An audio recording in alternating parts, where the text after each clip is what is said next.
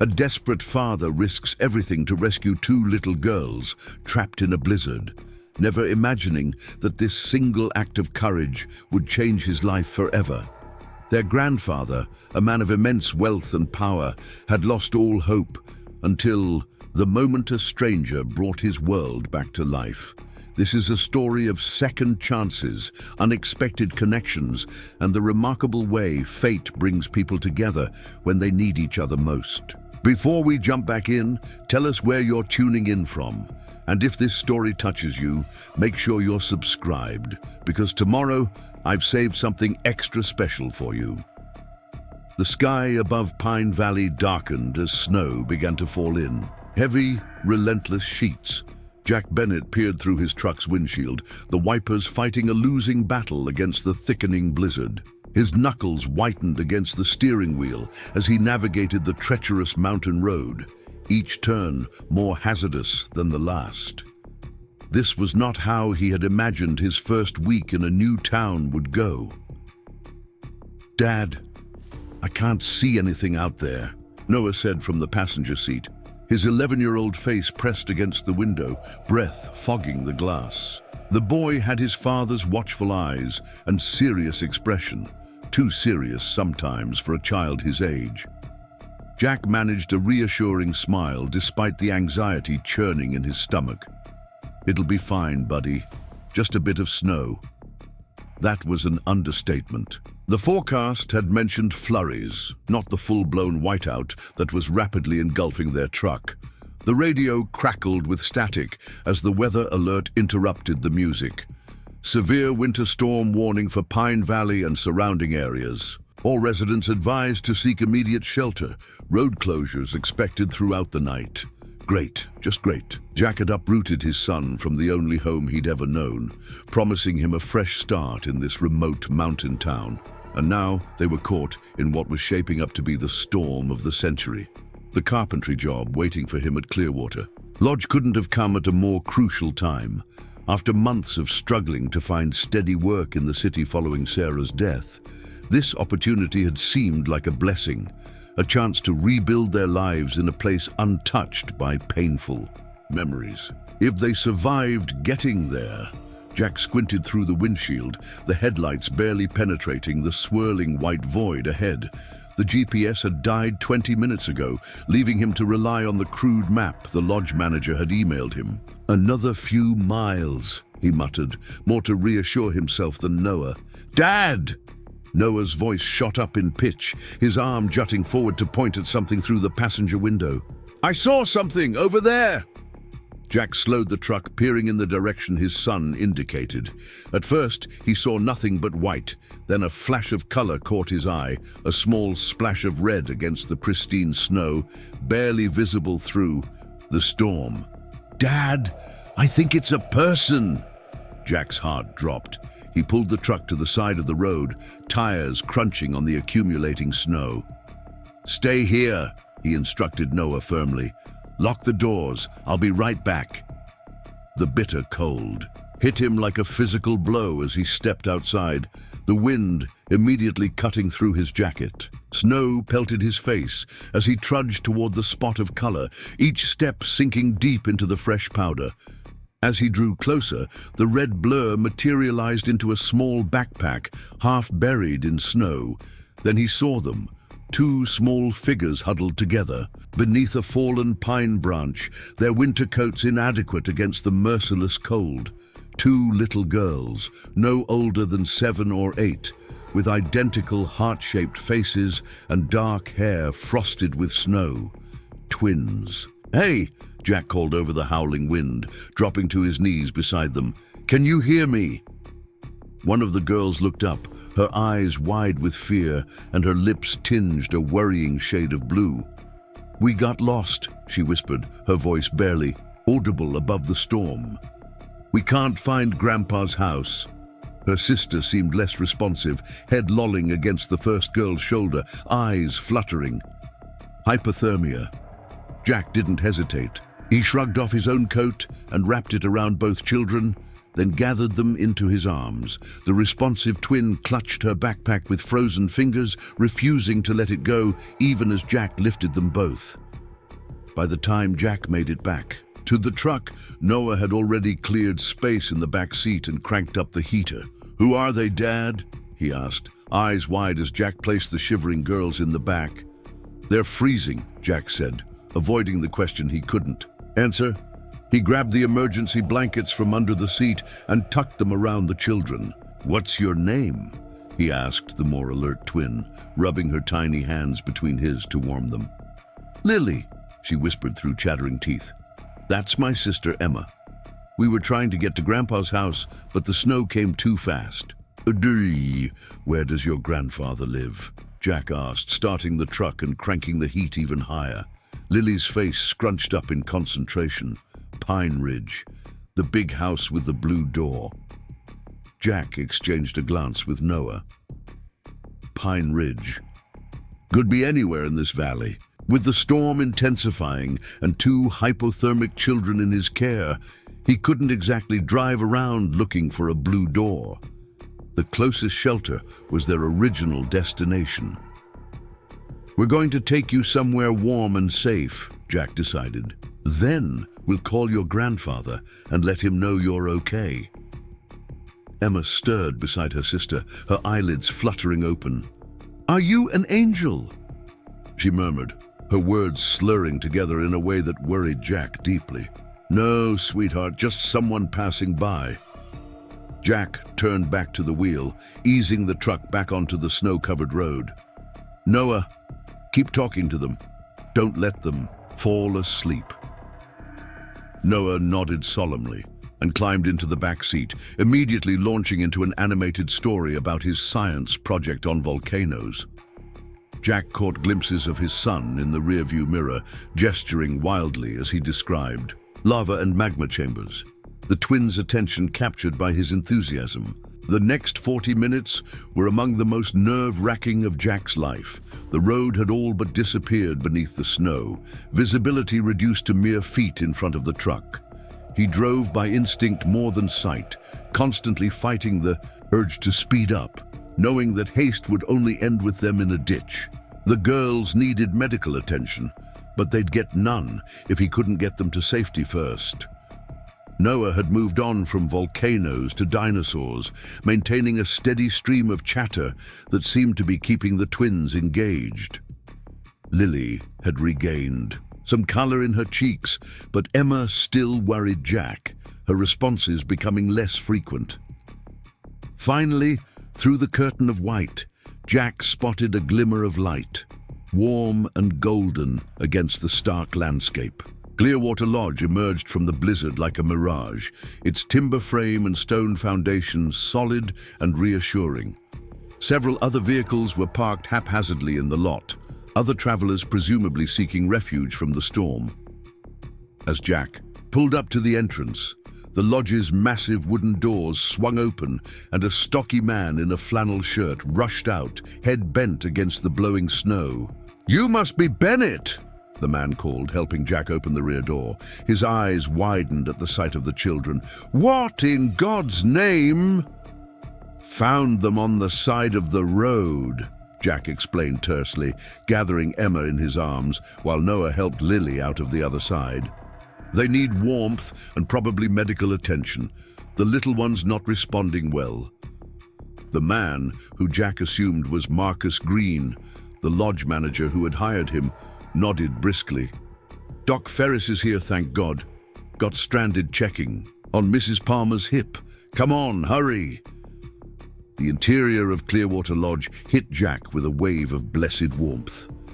A massive stone fireplace dominated the great room, surrounded by comfortable-looking leather sofas and armchairs.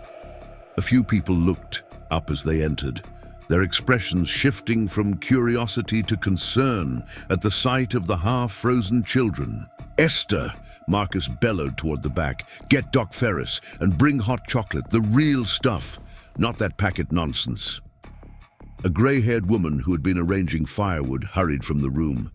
Within moments, a tall, thin man with wire-rimmed glasses emerged, medical bag in hand. "What have we here?" he asked, his voice calm and precise as he knelt before the twins, who now sat huddled together on a sofa near the fire. Found them in the snow, Jack explained again, watching anxiously as the doctor checked Emma's pulse and pupils. Preparing and narrating this story took us a lot of time, so if you are enjoying it, subscribe to our channel. It means a lot to us. Now back to the story. They said they were trying to find their grandfather's house in Pine Ridge. The doctor, Ferris, looked up sharply. Pine Ridge, you say? That's the Montgomery estate. Montgomery? Marcus echoed, eyebrows shooting up. As in Richard Montgomery. Jack frowned, not understanding the significance. They need to contact their grandfather. A phone, maybe. Marcus shook his head. Lines are down across the valley. Storm took out the power in half the county. We're running on generators. Here. He hesitated, then added, if these are Montgomery's granddaughters, he'll be tearing the valley apart looking for them. As if confirming this prediction, the lodge doors burst open once more, bringing with them a flurry of snow and several men in heavy winter gear. Their faces were red from cold and exertion, and they carried powerful flashlights and emergency equipment. Search and rescue, one of them announced unnecessarily. We've got reports of 2 missing children. Emma, Lily, the man who pushed. Through the search party was tall and distinguished, despite his snow-covered appearance, silver hair contrasting sharply with his black coat. His face, lined with worry and age, transformed at the sight of the twins curled up by the fire. "Grandpa!" Lily cried, scrambling up and rushing toward him. Emma, now more alert thanks to the warmth and the hot chocolate Esther had brought, followed more slowly. The man, Montgomery, Jack presumed, dropped to his knees, gathering both girls against his chest with a ferocity that spoke of terror and relief in equal measure.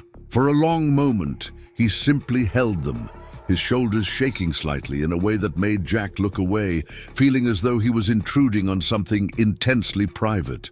When Montgomery finally looked up, his eyes were red-rimmed but dry, his composure regained, though his arms remained firmly around his granddaughters. "Who found them?" he asked, his voice carrying an unquestionable note of authority despite its roughness. Marcus gestured toward Jack, who stood awkwardly nearby, still in his snow-damp clothes with Noah pressed against his side. "This is Jack, Bennett. Just arrived in town today. He's the new carpenter I hired for the renovations." Montgomery's penetrating gaze fixed on Jack, assessing him with an intensity that was almost uncomfortable. Then he nodded once, a gesture somehow conveying more gratitude than words could express. "Mr. Bennett, it seems I owe you a debt I can never repay." Jack shifted uncomfortably. Anyone would have done the same. "No," Montgomery said firmly. "They wouldn't have. Not in this storm. Not when it meant risking their own safety."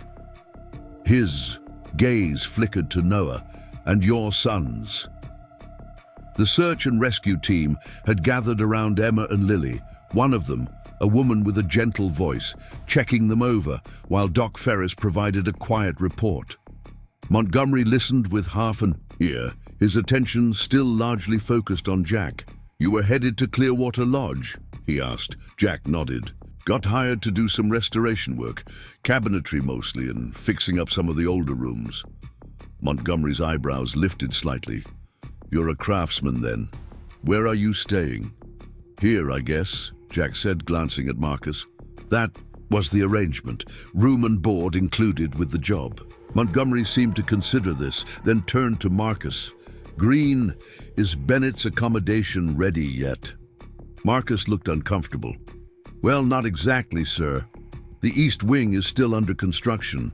I was going to put him in the staff quarters. For now, but with the refugees from the storm." Montgomery made a dismissive gesture. "That won't do." He turned back to Jack. "Mr. Bennett, I'd like to offer you and your son lodging at Pine Ridge. My home has more than enough room, and it would give me the opportunity to properly thank you for what you've done tonight." Jack blinked, taken aback. "That's really not necessary," "I insist," Montgomery said, in a tone that suggested he wasn't accustomed to being refused. Then, perhaps sensing Jack's hesitation, his expression softened slightly. "Please, you saved my granddaughter's lives. Allow me this small gesture of gratitude." Before Jack could formulate a response, Noah tugged at his sleeve. "Dad," he whispered, though not quietly enough, "is that the grandfather who owns a house with a blue door?" Lily, who had been listening to the conversation while sipping her hot chocolate, piped up. "Our grandpa doesn't just have a house, he has the biggest house in Pine Valley. And the blue door is special. It's the same color as Grandma's eyes were." Montgomery's expression flickered with something, pain perhaps, or nostalgia, before he smoothed it away. "My late wife's favorite color," he explained simply. Then he turned to Noah with a warmer smile. "And yes, young man, I'm the grandfather with the blue door, though I suspect Lily and Emma may have undersold the size of our home somewhat." Marcus cleared his throat. "Sir, with respect, Pine Ridge Road might not be passable tonight. The plows won't get that far up the mountain until morning." Montgomery straightened, every inch the man in charge. "I came in the Range Rover with the modified suspension. It'll make it back with no trouble." He glanced at Jack. "Unless you'd prefer to leave your truck here and ride with us?" Jack hesitated. The offer of proper lodging was tempting, especially for Noah's sake, but there was something intimidating about this man with his wealth and authority, something that made Jack wary. Still, the twins were watching him expectantly. Lily with open hope and Emma with a shy smile that reminded him painfully of his own daughter at that age. "We'll follow you," Jack decided, "if you're sure the road is navigable." Montgomery nodded, satisfied. "I'll have Walter lead the way. He knows every inch of these mountains, even in a whiteout."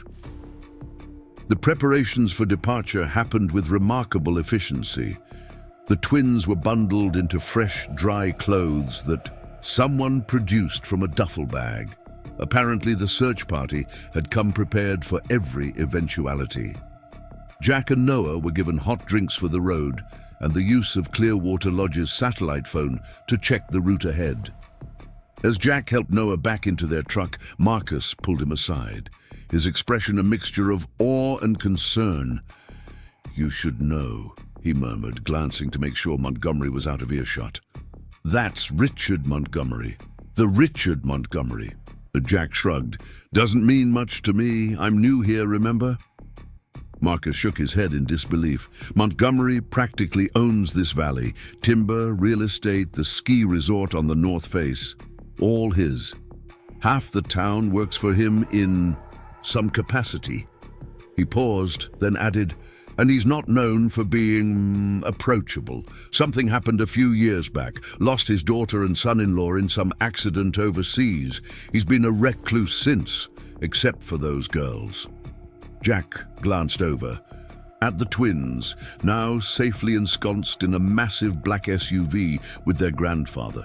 "They said they got lost trying to find his house." Marcus frowned. "Odd. They live with him at Pine Ridge. Have done since their parents died." Before Jack could question this further, Montgomery approached, his manner brisk but not unfriendly. "We're ready when you are, Bennett. Walter will lead in the Range Rover. You follow directly behind, and I'll bring up the rear with the girls. That way, if either vehicle gets into trouble, we have backup." The logic was sound, and Jack nodded his agreement. Within minutes, they were back on the road, following the powerful beams of Walter's headlights as they cut through the still falling snow. The going was slow, but steadier than Jack had expected, thanks to what were clearly well-maintained vehicles with serious winter capabilities. "Dad," Noah said after they'd been driving for about 15 minutes, "that man seems important." Jack smiled at his son's perceptiveness. "Seems that way. And those girls, they looked like they'd been crying before we found them, not just from being cold." Jack glanced at his son, struck once again by how much Noah noticed. "You think they were upset about something else?" Noah nodded slowly. "The one named Lily, she kept holding onto that backpack like it had something special. And when she thought I wasn't looking, she was checking inside it, like she was making sure something was still there."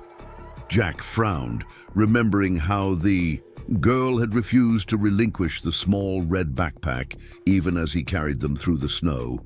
Children and their security objects, it wasn't unusual. Still, combined with the odd circumstance of them being lost trying to find a home where they supposedly lived, the caravan slowed as they turned onto a private road marked by stone pillars nearly obscured by snow. A wooden sign, elegantly carved but simple, read Pine Ridge. The road wound upward, the trees growing thicker on either side, creating a sort of tunnel through the wilderness. Despite the treacherous conditions, it was beautiful, pristine and untouched, the kind of natural splendor Jack had hoped to find when he decided to leave the city behind. As they rounded a final bend, Pine Ridge came into view, and Jack couldn't suppress a low whistle of appreciation. House was an understatement. The structure before them was a masterpiece of timber and stone, a sprawling mountain estate that somehow managed to feel organic to its surroundings rather than imposed upon them. Warm light spilled from numerous windows, and even through the swirling snow, Jack could make out the distinctive blue front door, a splash of color against the rustic exterior. "Whoa," Noah breathed beside him. "It's like a castle, but made of trees." Jack chuckled at the apt description. Not a bad place to spend a snowstorm, huh? As they pulled up to the circular driveway, already cleared despite the ongoing snowfall, Jack caught sight of several people emerging from the house. Staff, he presumed, coming to assist their employer and the rescued children. One woman, her silver-streaked dark hair pulled back in a neat bun, rushed forward as soon as Montgomery's vehicle stopped, pulling open the door and gathering the twins into her arms with obvious relief. Jack parked behind Walter's Range Rover and helped Noah out, both of them staring up at the imposing facade of Pine Ridge. Despite its grandeur, there was something welcoming about the place. Perhaps the warm glow of the lights, or the way smoke curled invitingly from multiple chimneys. "Mr. Bennett," Montgomery called, gesturing for them to follow as the twins were ushered inside by the silver-haired woman. "Please, come in out of the cold." The interior of Pine Ridge matched its exterior in both beauty and scale. The entrance, hall open to a great room with soaring ceilings, supported by massive wooden beams, a central fireplace large enough to stand in, and windows that in better weather would surely offer spectacular views of the valley below. The decor was understated but clearly expensive. Leather furniture, hand-woven rugs, and what appeared to be original artwork on the walls. "Mr. Bennett, Noah, this is Mrs. Chen," Montgomery said, indicating the silver-haired woman who had greeted the twins. "She's been with our family for nearly 20 years and keeps Pine Ridge running smoothly."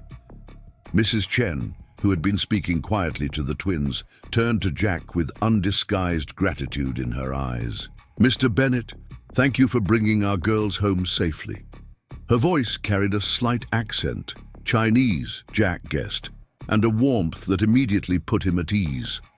"I'm just glad I was there," Jack replied honestly. Montgomery gestured to a young man who had been hovering nearby. "James will show you to your rooms. I'm sure you'd like to get out of those wet clothes and rest after your journey. We'll have dinner in an hour if that suits you." It wasn't really a question, and Jack simply nodded his agreement.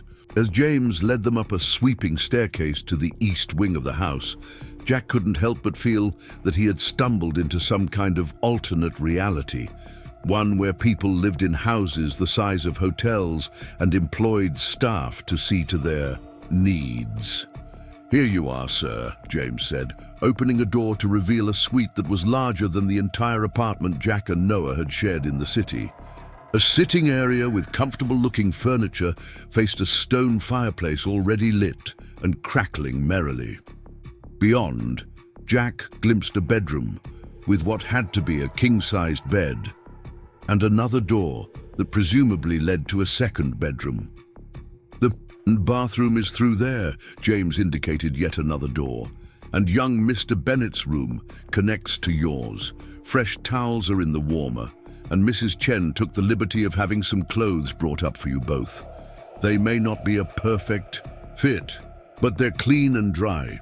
Noah had already wandered over to the window, pressing his face against the glass, despite the fact that nothing was visible outside but swirling white. "Dad, this place is amazing," he breathed. Jack thanked James, who promised to return and escort them to dinner in an hour, then closed the door behind him with a soft click. Finally alone, Jack sank onto the edge of the nearest chair, the adrenaline that had carried him through the evening beginning to ebb, leaving exhaustion in its wake. "Dad?" Noah's voice pulled him back from the edge of sleep. "Are we going to stay here long?" Jack sighed, running a hand through his hair. "Just tonight, buddy. Maybe tomorrow, depending on when the road's clear. We're still going to work at Clearwater Lodge like we planned." Noah looked thoughtful, his gaze returning to the window. Those girls, they seemed really scared. Not just because of being lost in the snow. Jack nodded slowly. "I noticed that too. And their grandpa seems kind of, I don't know, sad?" Noah frowned, struggling to articulate his impression. Like he's trying really hard not to show it, but he's sad all the time. Jack studied his son, once again struck by Noah's perceptiveness. There was indeed something melancholy about Richard Montgomery, a heaviness that all his wealth and authority couldn't disguise. It lingered in the corners of his eyes, in the set of his shoulders when he thought no one was watching. "Sometimes people carry sadness with them," Jack said carefully, "especially after they lose someone they love." Noah nodded, his expression solemn. "Like us with Mom." "Yeah," Jack agreed softly. "Like us with Mom." They lapsed into silence, Jack thinking about Sarah, her laugh, the way she would dance around the kitchen with Noah when he was younger, the quiet strength she had shown even in her final days. The ache of her absence had dulled over the 3 years since her death, but it never truly disappeared. Perhaps that was the connection he'd felt with Montgomery, despite their vastly different circumstances. The recognition of a fellow traveler on the long, lonely road of grief. A soft knock at the door roused Jack from his thoughts. James had returned earlier than expected. "Mr. Bennett, Mr. Montgomery asked if you might join him in his study before dinner. He said it's not urgent, but he'd appreciate a few minutes of your time." Jack nodded. "Of course. Noah, why don't you get cleaned up and check out your room? I'll be back soon." James led Jack through the labyrinthine corridors of Pine Ridge, past rooms glimpsed through half-open doors, a library with floor-to-ceiling bookshelves, a music room where a grand piano stood bathed in soft light, what appeared to be an indoor greenhouse filled with tropical plants. They finally stopped before a heavy wooden door. James knocked once, then opened it without waiting for a response. "Mr. Bennett, sir," he announced, then stepped aside to let Jack enter. Montgomery's study was exactly what Jack might have expected. Wood-paneled walls lined with books, a massive desk of some dark, polished wood, and a seating area arranged before yet another fireplace. What he hadn't expected was to find the twins there, seated on a leather sofa with their legs dangling, watching their grandfather with solemn expressions. Montgomery stood as Jack entered, gesturing to an armchair opposite the twins. "Bennett, thank you for coming. Please sit." Jack took the offered seat, uncertain what this meeting was about, but increasingly curious about the family dynamics at play. The twins darted glances at him, Lily with open interest, Emma with shy assessment. "I've been speaking with my granddaughters," Montgomery began, his tone measured, "about their adventure today." He placed a slight emphasis on the word adventure, suggesting it had been anything but. It seems they owe you not only thanks for their rescue, but an explanation for their presence on a deserted road during a blizzard. Lily squirmed in her seat, suddenly fascinated by the pattern on the sofa cushions. Emma, surprisingly, was the one who spoke up, her voice small but steady. "We ran away," she admitted, not meeting anyone's eyes. "We were going to find Mom and Dad." Jack blinked, caught off guard. Marcus had mentioned that the twins' parents had died years ago. Montgomery's expression tightened almost imperceptibly, but his voice remained gentle when he spoke. "Emma and Lily lost their parents. My daughter Rebecca and her husband Daniel. 3 years ago, they were aid workers, caught in a flash flood while helping to build a school in a remote village. We're very sorry for your loss," Jack said quietly, his gaze moving between Montgomery and the twins. The parallels to his own family's story weren't lost on him. "Thank you," Montgomery acknowledged with a slight nod. "The girls have lived with me since then, but today," he hesitated, clearly choosing his words carefully. "Today is the anniversary of the accident. It's always a difficult day." Lily finally looked up, her eyes bright with unshed tears. "We found Mom's old letters in the attic," she explained, reaching for the red backpack that sat between her and her sister. "She wrote about this special place where she and Dad first met. It's called Angel's Landing, and it's somewhere in the valley." She pulled out a bundle of envelopes tied with a faded ribbon. We thought maybe if we went there, we could feel closer to them." Jack's heart squeezed painfully in his chest, understanding all too well the desperate logic of grief. Noah had done something similar after Sarah died, sleeping with his mother's sweater, carrying her hairbrush around the house, seeking any connection to the parent who was suddenly gone. "The girls left a note," Montgomery continued, "but with the storm coming in so quickly and the roads becoming impassable." He didn't need to finish the thought. The fear he must have felt was written clearly on his face, momentarily overriding his composed exterior. "We didn't mean to scare you, Grandpa," Emma said in a small voice. "We just miss them so much sometimes." Montgomery crossed to the sofa and knelt before his granddaughters, taking their hands in his. "I know you do. I miss them too. Every day." He glanced at Jack, something vulnerable and raw in his expression, before he masked it again. "I asked you here, Bennett, because I wanted you to understand what you really did today. It wasn't just about saving 2 children from the cold. It was about," he paused, his voice roughening slightly, "about saving all that remains of my family." Jack nodded, understanding the magnitude of what Montgomery was trying to express.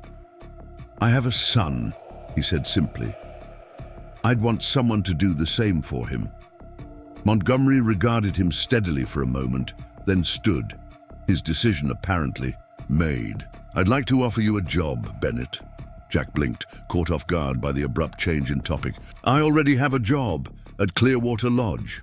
Montgomery waved a dismissive hand. "Marcus can find another carpenter. I've been putting off some renovations here at Pine Ridge. The east wing needs extensive work, and there's the old carriage house I've been meaning to convert into a proper workshop." He glanced around the study. This place was built by craftsmen who took pride in their work. I'd like to maintain that tradition." Jack frowned, suspicious of this sudden offer. "With all due respect, Mr. Montgomery, you don't know anything about my work. I could be terrible." A ghost of a smile touched Montgomery's lips. "I know people, Bennett. I can tell quality when I see it." He paused, then added, "The position would come with accommodations, of course. The groundskeeper's cottage is vacant and recently renovated. 2 bedrooms, a proper kitchen, much more suitable for you and your son than the staff quarters at Clearwater." Jack hesitated, torn. The offer was tempting, more than tempting. The security of steady work, a real home. For Noah, a chance to practice his craft in a place that clearly valued craftsmanship. But there was something unsettling about how quickly it had materialized, about the intensity of Montgomery's focus. "You don't have to decide now," Montgomery said, apparently sensing Jack's reluctance. "Take a few days.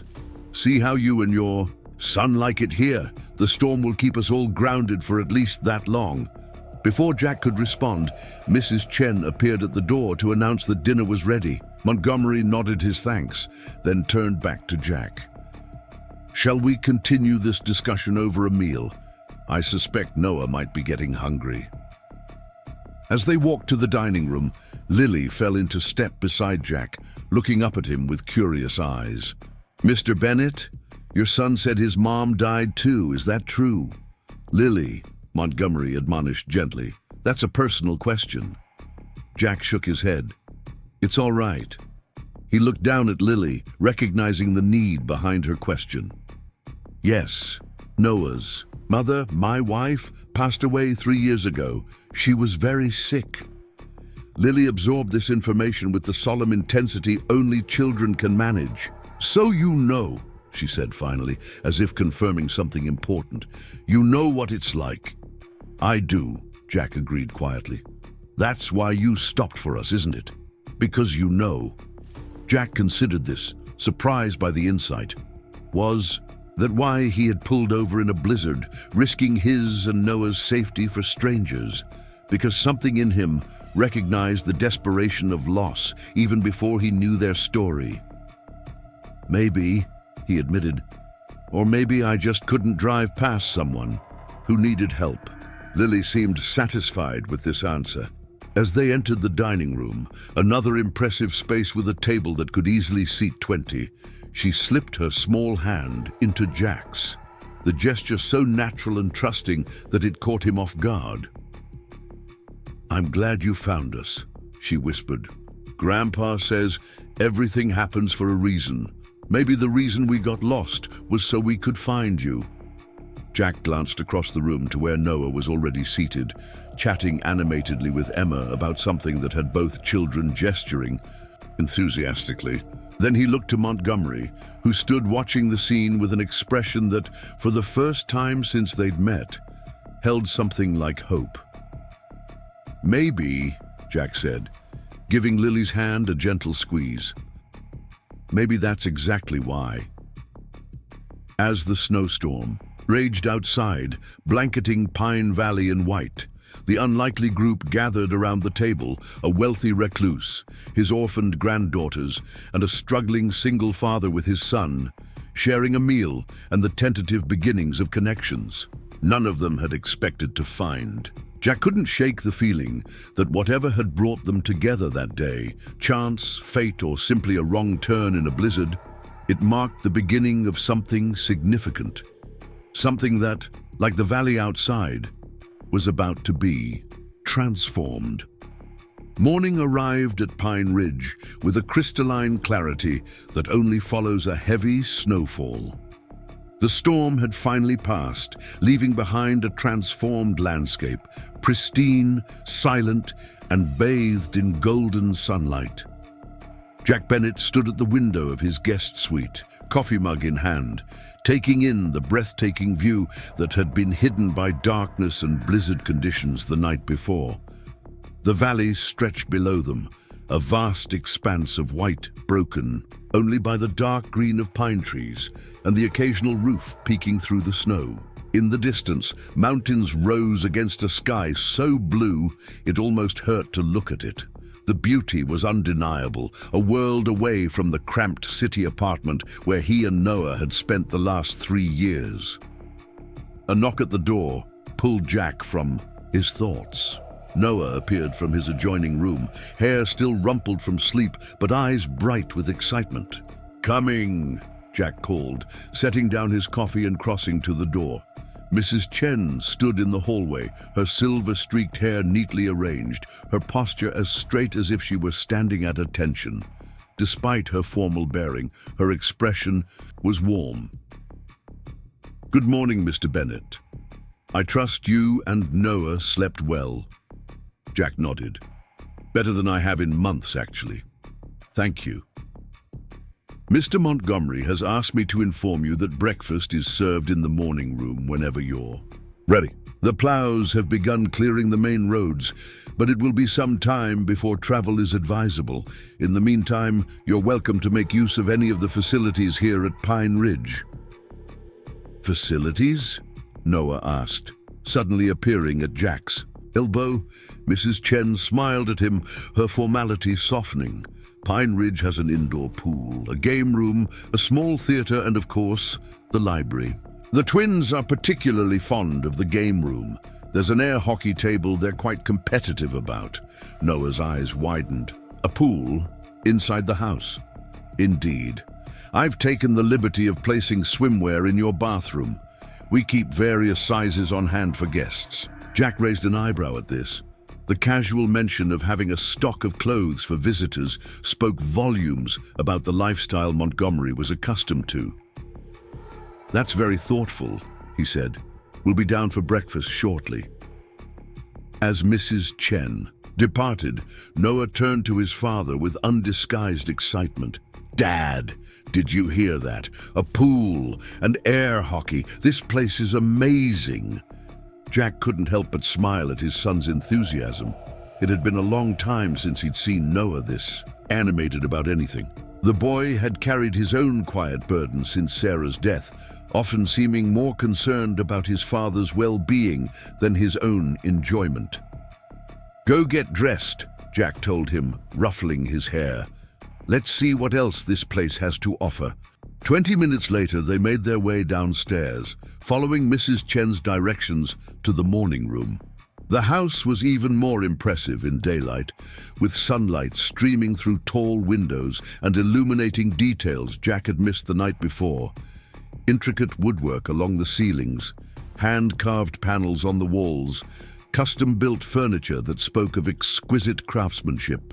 The morning room turned out to be a bright, airy space with windows on three sides, offering panoramic views of the snow-covered gardens.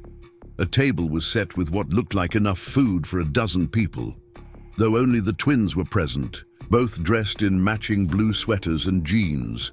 Good morning, Mr. Bennett. Good morning, Noah, Lily called out, waving enthusiastically. Emma offered a shy smile and a small wave of her own. Where's your grandfather? Jack asked, noticing Montgomery's absence as he helped himself to coffee from a silver carafe. He had some business calls, Emma explained, her voice quieter than her sister's, but no less clear. The storm caused problems at the lumber mill. He said to start without him, Lily added, pushing a platter of pastries toward them. Mrs. Chen makes the best cinnamon rolls in the whole valley. Noah needed no further encouragement, loading his plate with breakfast foods, while Jack took a more modest selection. As they ate, the twins peppered them with questions about life in the city, seemingly fascinated by the concept of apartment living and public transportation. So you just get on a big bus with a bunch of strangers? Lily asked, eyes wide. And it takes you wherever you want to go? Well, not exactly wherever, Jack explained, amused by their wonder at something he'd always taken for granted. It follows specific routes, but yes, that's the general idea. We've never been on a bus, Emma confided, or a subway. Grandpa always has Walter drive us places in the Range Rover. Jack exchanged a glance with Noah, both of them struck by the contrast between the twins' privileged upbringing and their own modest circumstances. Yet, despite this, there was something refreshingly unpretentious about the girls. They might live in a mansion with staff to attend to their needs, but they were still children, curious, sometimes silly, and clearly still processing the profound loss they'd experienced. Your grandfather mentioned you live in the groundskeeper's cottage now, Lily said, changing the subject with the abrupt randomness typical of children. Are you going to be the new groundskeeper? Jack nearly choked on his coffee. No, that's just where we'd stay if... He caught himself, realizing Montgomery hadn't discussed the job offer with the twins. Your grandfather and I were talking about some carpentry work that needs doing around Pine Ridge. I'm a carpenter by trade. Like Jesus! Lily exclaimed. It was Noah's turn to choke, this time on a bite of cinnamon roll. Jack patted his son's back, fighting a smile. Well, I wouldn't make that comparison, but yes, I suppose that's one famous example. Emma tilted her head, studying Jack with those solemn eyes that seemed too old for her face. You make things out of wood? Jack nodded. Furniture, cabinets, repairs to structures, anything that involves woodworking, really. Could you build a tree house? Lily asked, excitement creeping into her voice. I've built a few in my time, Jack admitted. The twins exchanged a meaningful glance, some silent communication passing between them that reminded Jack forcefully of the way he and Sarah used to do the same thing. Entire conversations held with just a look. We used to have one, Emma said quietly. At our old house before we came to live with Grandpa, Dad built it for us. It wasn't very good, Lily added quickly, then looked stricken. I mean, it was wonderful because Dad made it. But it was kind of wobbly, and Mom said she was always afraid we'd fall through the floor. Jack nodded, understanding. Not everyone has the training for structural work. I'm sure your dad did his best. If you worked here, Lily continued, leaning forward eagerly, would you build us a new tree house? There's a perfect oak near the pond.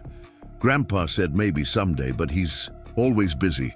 Before Jack could answer, the door opened and Montgomery himself entered, dressed impeccably in what appeared to be casual wear for him, a button-down shirt and pressed slacks that probably cost more than Jack's entire wardrobe. Good morning, he greeted them, moving to the sideboard to pour himself coffee. I see you've all found breakfast. Grandpa, Lily exclaimed, Mr. Bennett says he knows how to build tree houses, really good ones that don't wobble. Montgomery raised an eyebrow, glancing at Jack with something like amusement. Is that so? Well, perhaps that's something to discuss if Mr. Bennett decides to accept my offer. What offer? Emma asked, instantly curious. Montgomery took a seat at the head of the table, spreading a napkin across his lap with practiced precision. I've asked Mr. Bennett to consider taking on some restoration work here at Pine Ridge. The East Wing requires skilled attention, and there are several other projects that have been neglected. And then they'd live in the cottage? Lily pressed, practically bouncing in her seat. That would be the arrangement, yes, Montgomery confirmed, his tone neutral, but his eyes watching Jack carefully over the rim of his coffee cup. Noah, who had been quietly observing the conversation, suddenly spoke up. Is there a school nearby? The practical question, so typical of Noah's thoughtful nature, caught Jack by surprise. In all the chaos of the storm and rescue, he hadn't even considered the everyday logistics of potentially relocating here. Montgomery nodded. There's an excellent school in Pine Valley proper, about 15 minutes from here by car. The twins attend, though they've been doing remote learning this past week due to a teacher development period. He paused, then added, transportation would be provided, of course. Walter drives the girls each day. Jack felt a twinge of discomfort at the casual assumption that they would need or accept such assistance. He'd always prided himself on self-sufficiency, on providing for Noah through his own efforts. That's very generous, he said carefully, but I haven't made any decisions yet. The job at Clearwater Lodge is already arranged. Of course, Montgomery agreed smoothly. As I said, take your time to consider. There's no rush. But something in his tone suggested otherwise, an urgency beneath the polite exterior that Jack couldn't quite decipher. The remainder of breakfast passed in lighter conversation, with the twins regaling them with stories about their school and their various adventures around Pine Ridge. Jack was struck by the way Montgomery interacted with his granddaughters. There was genuine affection there, but also an awkwardness, as if he wasn't entirely comfortable in his role as their guardian. After breakfast, Montgomery excused himself to return to his business calls, and Mrs. Chen appeared to clear the table. "Mr. Bennett," she said, as she stacked plates with efficient movements, "Mr. Montgomery asked me to show you the areas in need of restoration whenever you're ready. The twins have offered to entertain Noah in the game room, if that's acceptable." Jack glanced at his son, who was already engaged in an animated conversation with Lily about the relative merits of various video game systems apparently available in this game room. "That okay with you, buddy?" he asked. Noah nodded enthusiastically. "Can I, Dad, please?" Jack smiled. "Sure, just don't get into any trouble. We'll take good care of him," Emma promised solemnly, in a tone that suggested she considered herself perfectly capable of supervising despite being 4 years younger than Noah. As the children departed, Mrs. Chen led Jack through a series of corridors to the east wing of the house. Unlike the meticulously maintained areas they'd seen so far, this section showed clear signs of neglect: water stains on the ceilings, peeling wallpaper, and several doors sealed with caution tape. "This entire wing has been closed off for nearly 3 years, Mrs. Chen explained, her voice taking on a hushed quality. "After Ms. Rebecca and Mr. Daniels' passing, Mr. Montgomery couldn't bear to see their rooms or the nursery he'd had prepared for the twins' visits." Jack frowned. "The twins didn't live here before their parents died." Mrs. Chen shook her head. "No, Rebecca and Daniel were aid workers, as Mr. Montgomery mentioned. They had a small house in town that they used as a home base between assignments. The twins would sometimes stay here when their parents were overseas, but not often. Mr. Montgomery and his daughter had a complicated relationship." She said this last part carefully, as if measuring how much to reveal. Jack sensed there was more to the story, but didn't press. It wasn't his business after all.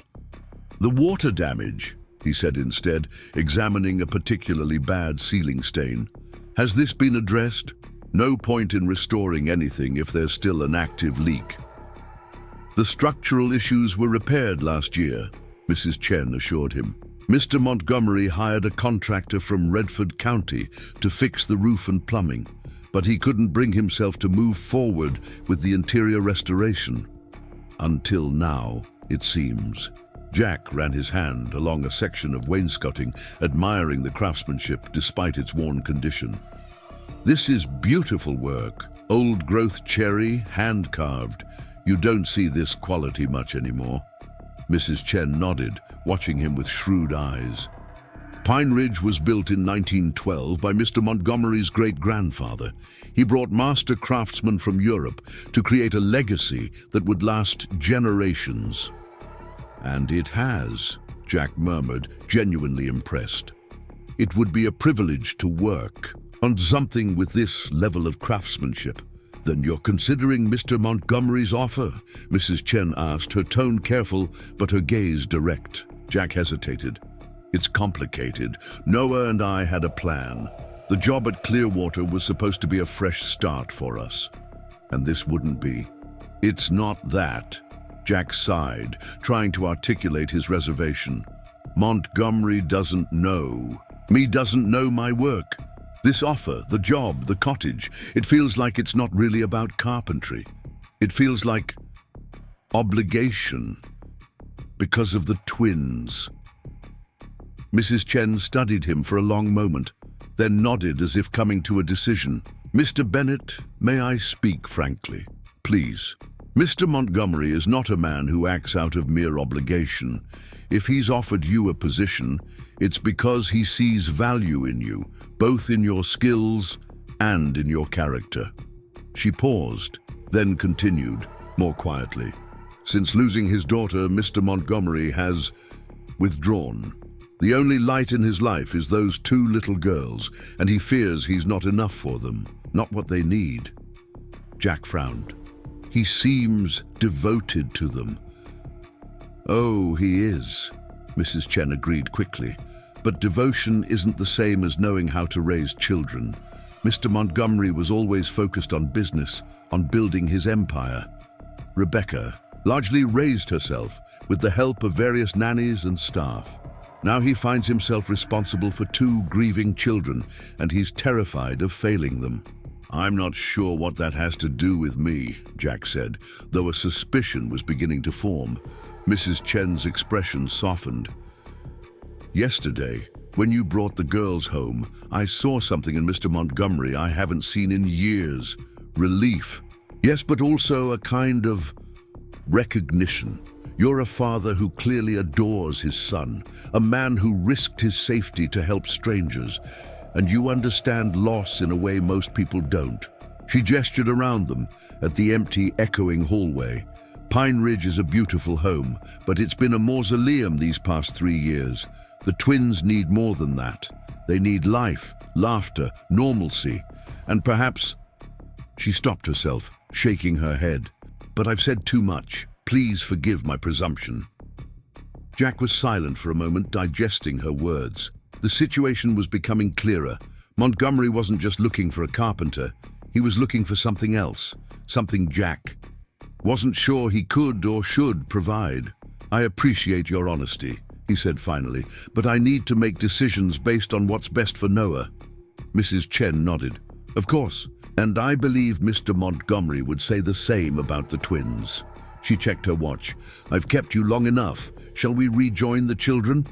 I suspect they've convinced Noah to try the famous Pine Ridge hot chocolate by now." They found the children not in the game room but in the kitchen, a vast gleaming space with commercial-grade appliances and a central island where the twins and Noah sat on stools, watching as a robust man in a chef's apron prepared what appeared to be an elaborate hot chocolate service. "Ah, Mrs. Chen, Mr. Bennett," the man greeted them, his accent distinctly Italian. "You are just in time. I am teaching the bambini the proper way to make cioccolata calda, the real Italian hot chocolate." "This is Pietro," Lily announced, chocolate already smeared on her cheek. "He makes the best food in the whole world." "Second best," Pietro corrected with mock severity. "My nonna, she makes the best. I only try to honor her memory." He gestured for Jack to join them at the island. Come, you must try." Jack found himself ushered onto a stool beside Noah, who grinned up at him with undisguised happiness. "Dad, you have to taste this. It's like drinking a melted chocolate bar, but better." A mug of steaming chocolate was placed before Jack, topped with a cloud of whipped cream and a dusting of what appeared to be cinnamon. The aroma alone was intoxicating. He took a cautious sip and had to stifle a groan of appreciation. It was indeed like drinking liquid chocolate, rich and velvety, and nothing like the powdered mixes he was accustomed to. "This is amazing," he admitted, earning a beaming smile from Pietro. "Family recipe," the chef confided, leaning in as if sharing a state secret. 5 generations of Rossies have guarded it jealously." Jack glanced at Noah, warmed by the sight of his son's chocolate-mustached grin as he chatted with the twins. It had been too long since he'd seen Noah this carefree, this much like the child he still was beneath the serious exterior he'd adopted after his mother's death. "Mr. Bennett," came a voice from the doorway, and Jack turned to see Montgomery standing there, his expression inscrutable. "When you've finished your chocolate, I wonder if you might join me for a walk. The roads are still being cleared, but the paths around the property are manageable with the right footwear." Jack nodded, finishing his drink and wiping his mouth. "Lead the way." Montgomery led him to a mudroom where they donned heavy boots and winter gear, all new and high quality, clearly part of the house's supply for guests. Outside, the cold air was bracing but not uncomfortable, the sun providing enough warmth to make their walk pleasant despite the knee-deep snow. They followed a path that had been partially cleared, winding through immaculately landscaped grounds, now transformed by snow into a winter wonderland. For several minutes they walked in silence, only the crunch of their boots marking their passage. Finally, Montgomery spoke. "What did you think of the East Wing?" It's in rough shape, Jack replied honestly, but the underlying craftsmanship is extraordinary. Nothing that can't be restored with time and care. Montgomery nodded, seemingly satisfied with this assessment. And the cottage? Did Mrs. Chen show you that as well? Not yet. Ah! Montgomery pointed to a structure visible in the distance. A charming stone building with a steep roof, smoke curling from its chimney. That's it there. 2 bedrooms, modern kitchen, private garden. Simple, but comfortable. Jack followed his gaze, noting the cottage's picturesque setting near what appeared to be a small pond, currently frozen over. It looked like something from a storybook, the kind of place anyone would be fortunate to call home. It's beautiful, he admitted. But you have reservations, Montgomery interrupted, his tone matter-of-fact rather than offended. About my offer. Jack nodded. I do. Not about the property or the work itself, but about Ugrish. Why? Why me, specifically? You don't know my skills, my background. There must be dozens of qualified carpenters in the area who could handle your restoration. Montgomery was quiet for a moment, his gaze fixed on the distant mountains. When he spoke, his voice had lost some of its practiced polish, revealing something raw beneath. When my daughter Rebecca was alive, we disagreed about almost everything. Her choice of career, her marriage, her decision to continue aid work even after the twins were born. He exhaled, his breath forming a cloud in the cold air. I wanted her to join the family business, to take her place as my heir. She wanted to save the world. He smiled slightly, though the expression held more sadness than humor. She had her mother's heart. Too big for her own good, I always said. But the truth is, I didn't understand her choices because I've always been driven by different values. Success, legacy, control. Jack remained silent, sensing Montgomery needed to say these things, perhaps had needed to for a long time. When Rebecca and Daniel died, I was suddenly responsible for 2 little girls I barely knew. My grandchildren, yes, but strangers in many ways. I'd been so busy building an empire that I'd missed the chance to be part of their lives. Montgomery's voice tightened. I've been trying to make up for that, but I'm not. I'm not good at this, being what they need. He stopped walking, turning to face Jack directly. Yesterday, when you brought them home, I saw something I recognized. Not just courage or kindness, though those were evident. I saw a father who understands what matters, who puts his child first, always. Jack shifted uncomfortably under Montgomery's intense gaze. I'm just doing my best, like any parent. No, Montgomery shook his head firmly. Not like any parent. I've known plenty of fathers who prioritize work, status, their own needs. I was one of them. He gestured around them at the vast estate. All of this means nothing if you're alone in it, if you've pushed away the people who matter most. He resumed walking, his pace a bit quicker now, as if the physical movement helped him process his thoughts. I'm not offering you this job out of obligation or gratitude, though I am profoundly grateful. I'm offering it because Pine Ridge needs more than restoration of its woodwork. It needs life. The twins need to see examples of healthy family dynamics, of resilience in the face of loss. Jack's chest tightened with an unexpected wave of emotion. Montgomery's words struck closer to home than he'd anticipated. I'm not sure I'm the example you think I am, he said quietly. Noah and I, we're still figuring things out, still healing. Exactly, Montgomery said, as if Jack had made his point for him. You're healing, not hiding, not pretending the pain doesn't exist, but moving forward despite it. He stopped at the edge of a clearing where a wooden bench had been cleared of snow. I've been frozen in place since Rebecca died. The twins deserve better than that. Jack sat beside Montgomery on the bench, thoughtful. Have you considered that maybe what they need isn't some outside example, but just more of you, more of your time, your attention? Montgomery looked startled, as if this simple suggestion had never occurred to him. I'm not sure I know how to give them that, not in the way they need. None of us do at first, Jack said with a small smile. Parenting isn't something you perfect, it's something you practice. Every day you try again, hopefully a little better than the day before. Montgomery considered this, his expression thoughtful.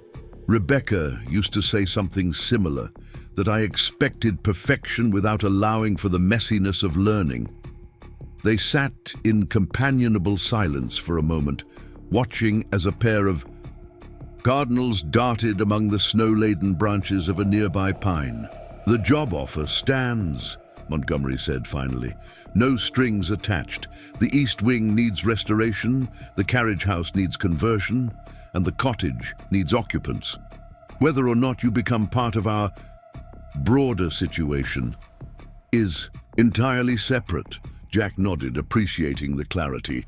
I'd like to see the cottage and talk to Noah, of course. This affects him as much as me. Of course. Montgomery stood, brushing a dusting of snow from his coat. And there's something else I'd like to show you. Something that might interest you professionally. They continued their walk, circling, back toward the main house, but taking a path that led them past several outbuildings. Montgomery stopped before a large structure that appeared to be an old stable or barn, its wooden doors secured with a heavy padlock. This, Montgomery said, producing a key from his pocket, was my grandfather's workshop. The doors swung open to reveal a cavernous space, dusty from disuse, but still breathtaking in its contents. Woodworking equipment, some antique, some more modern, lined the walls. Workbenches stood in organized stations around the room. And everywhere wood, planks of cherry, oak, walnut, maple, stacked in careful piles and racks according to type and size. Jack stepped inside, momentarily speechless. It was a craftsman's paradise, the kind of setup most carpenters only dreamed of. Bersim, this is, incredible. Montgomery nodded.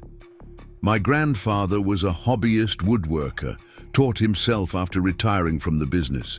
He created some of the furniture in the main house, not the original pieces, but the reproductions and repairs. He ran his hand along a lathe, wiping away a layer of dust.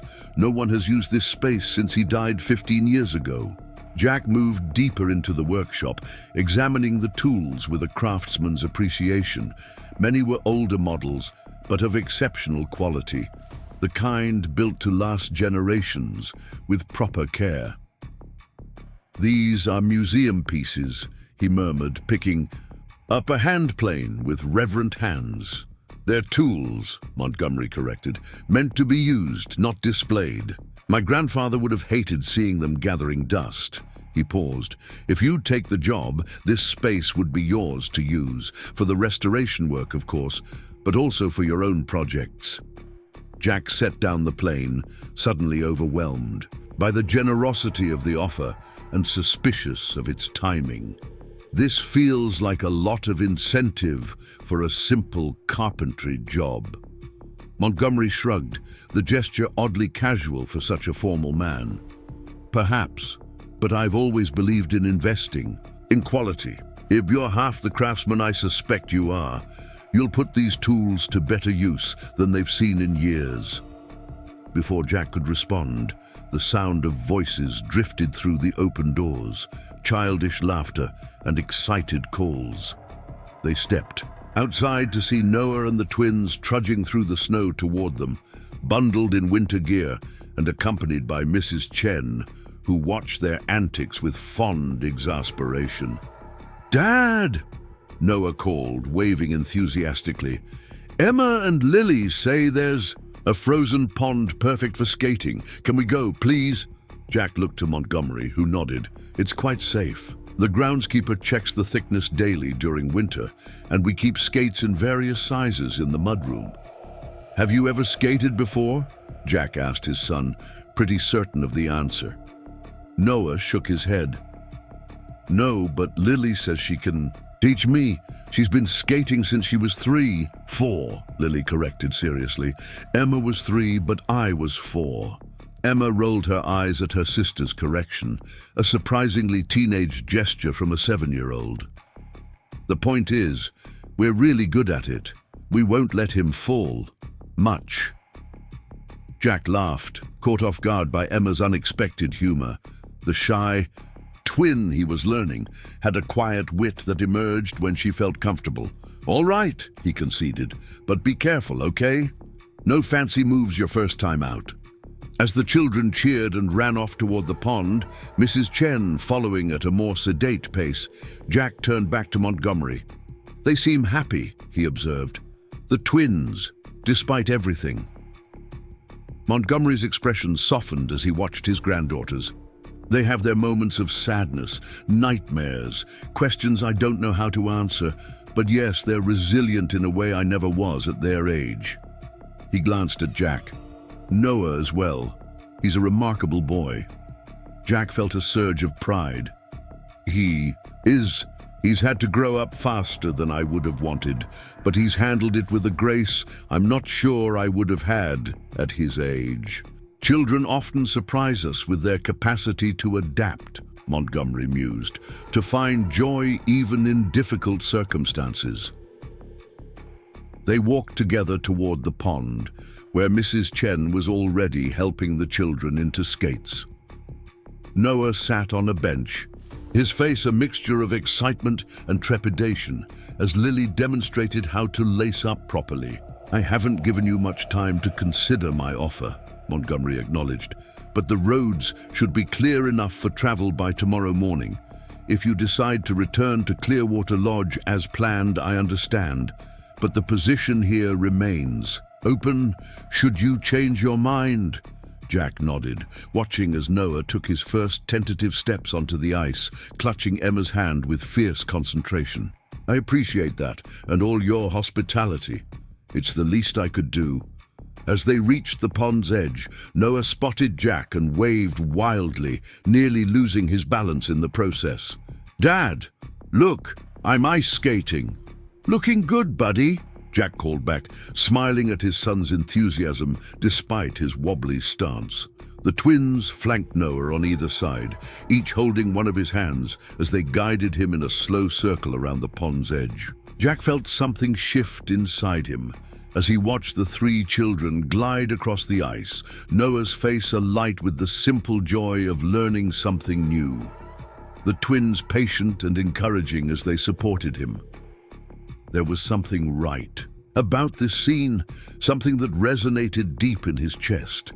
Montgomery stood silently beside him, his gaze similarly fixed on the children. In profile, Jack could see the weight of grief that the older man carried. In the lines around his eyes, the slight downturn of his mouth, the tension he held in his shoulders even when at rest. But there was something else there too, as he watched his granddaughters, a fierce, protective love that transcended his reserved exterior. They were different men from different worlds, Jack reflected. Montgomery, with his wealth and influence, his empire built on timber and real estate. Jack, with his modest skills and simple dreams of providing for his son. And yet in this moment, watching the children they loved navigate the ice with careful, joyful steps, they weren't so different. After all, I think, Jack said quietly, surprising himself with the decision even as he spoke it, that Noah and I might stick around for a while, if that job offer is still open. Montgomery turned to him, something like hope flickering across his usually guarded features.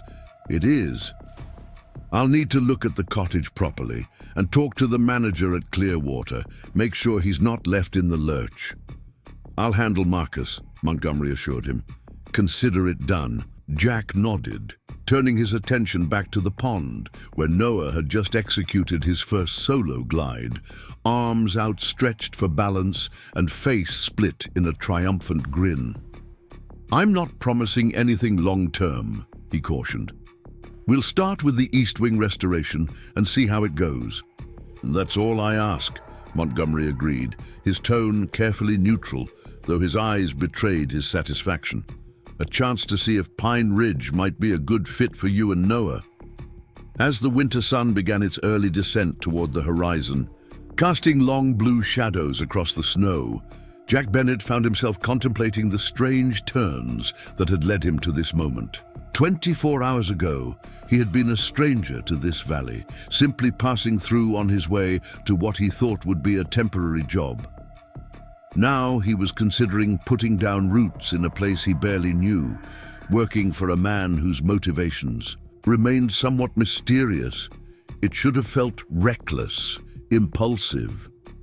Instead, watching Noah laugh as he slid across the ice, Jack felt something he hadn't experienced in years, the quiet certainty that he was exactly where he needed to be. The road ahead would undoubtedly have its complications. Montgomery was used to being in control, to having his way without question. Jack valued his independence, his ability to make his own decisions without interference. There would be adjustments on both sides, boundaries to establish, expectations to manage. But as Noah skated toward him, flushed with cold and accomplishment, Jack knew he was making the right choice. Not just for himself, but for his son, who deserved the chance to experience joy again, to form new connections, to find stability after years of uncertainty. "Dad," Noah called, wobbling to a stop at the pond's edge. "Did you see? I didn't fall once that time." "I saw," Jack confirmed, helping his son onto solid ground. "You're a natural." "The twins say there's a whole box of ice hockey equipment in the boathouse," Noah continued breathlessly. "If we stay, they could teach me to play." Jack met Montgomery's gaze over his son's head, an unspoken agreement passing between them. "Well," he said, tousling Noah's hair, "it seems like we might be sticking around long enough for a few hockey lessons." Noah's face lit up, and in that moment, Jack knew he'd made the right decision. Not because of the workshop with its remarkable tools, or the charming cottage, or even the stability of guaranteed work, but because of this, the simple joy on his son's face, the possibility of new beginnings, the chance to build something meaningful from the broken pieces of their past. As they walked back toward Pine Ridge, the twins skipping ahead with Noah, between them, Jack felt the weight of grief he'd carried for 3 years shift slightly. Not disappearing, never that, but perhaps making room for something new, something hopeful. Behind them, the pond gleamed in the fading light, a perfect oval of ice reflecting the first evening stars as they appeared in the darkening sky. Tomorrow would bring new challenges, new negotiations, the practical details of this unexpected change in plans. But for now, Jack was content to walk beside Richard Montgomery in companionable silence, two men united by loss but moving, step by careful step, towards something that felt remarkably like healing. The groundskeeper's cottage exceeded Jack's expectations in every way. Nestled among towering pines at the edge of a frozen pond, the stone structure had the timeless charm of a fairy tale dwelling combined with surprisingly modern amenities. Montgomery had called it simple but comfortable, a description that now struck Jack as either false modesty or a profound disconnect from average living standards. "This is amazing," Noah breathed as they stepped into the main living area, his eyes wide as he took in the vaulted ceiling with exposed beams, the stone fireplace that dominated one wall and the wall of windows overlooking the pond. "It's like something from a movie." Jack had to agree. The cottage had been renovated with exceptional attention to detail, preserving its rustic character while incorporating modern conveniences. The kitchen featured high-end appliances seamlessly integrated into custom cabinetry. The 2 bedrooms were spacious and thoughtfully furnished, each with its own bathroom. There was even a small study with built-in bookshelves and a desk positioned to take advantage of the view. "Mr. Montgomery said you can move in whenever you're ready," Mrs. Chen explained, opening curtains to let in more of the afternoon light. The pantry and refrigerator have been stocked with essentials, but of course you can add whatever else you might need. Jack ran his hand along the smooth stone countertop in the kitchen, overwhelmed by the generosity of the offer, and still not entirely convinced there wasn't a catch he wasn't seeing. "This is too much," he said quietly. "The job can't possibly—" "Mr. Montgomery values craftsmanship," Mrs. Chen interrupted gently, "both in his home and in the people he employs. The terms of your compensation were determined based on the skill level required for the restoration work, not as charity." Jack appreciated her directness, even if he wasn't entirely convinced.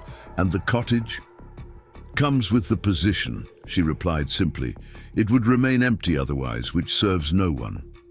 She smiled at Noah, who was peering out the windows. "At the frozen pond. Besides, I think someone is already quite taken with it."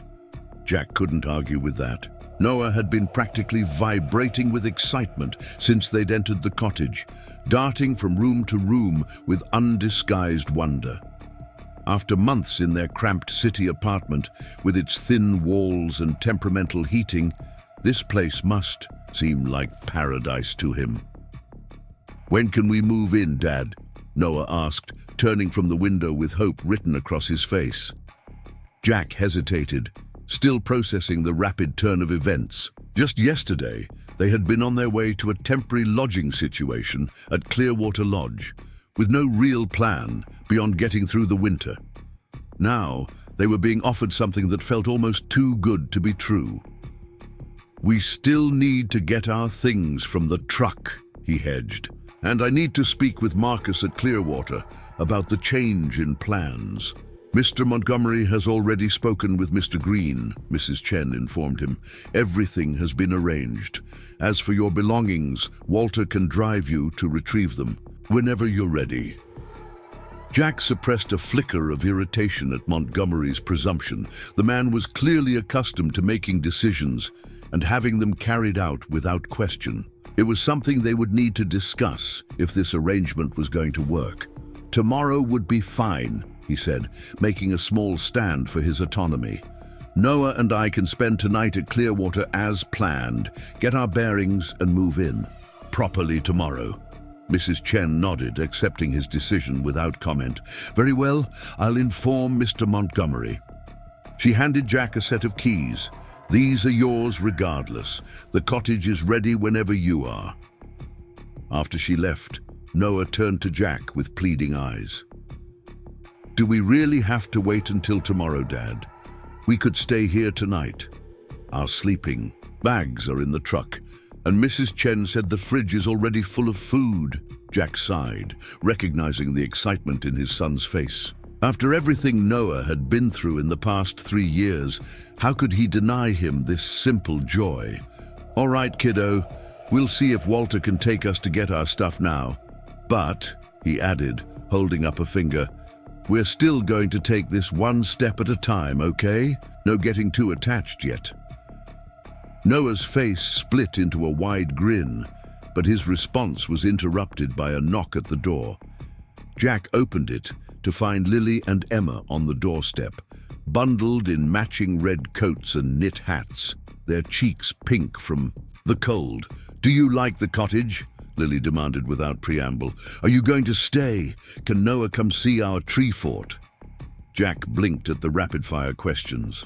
Yes, probably, and tree fort? I thought you wanted me to build you a treehouse." "Not a treehouse," Emma clarified, her quieter voice a contrast to her sister's exuberance. "A tree fort. It's on the ground, not in a tree. We built it ourselves last summer between those 3 pines near the boathouse. It's not very good," Lily admitted. "The walls keep falling down when it snows. That's why we need you to make us a real treehouse." Noah appeared at Jack's shoulder, eagerness radiating from him. "Can I go see it, Dad? Please?" Jack glanced at his watch.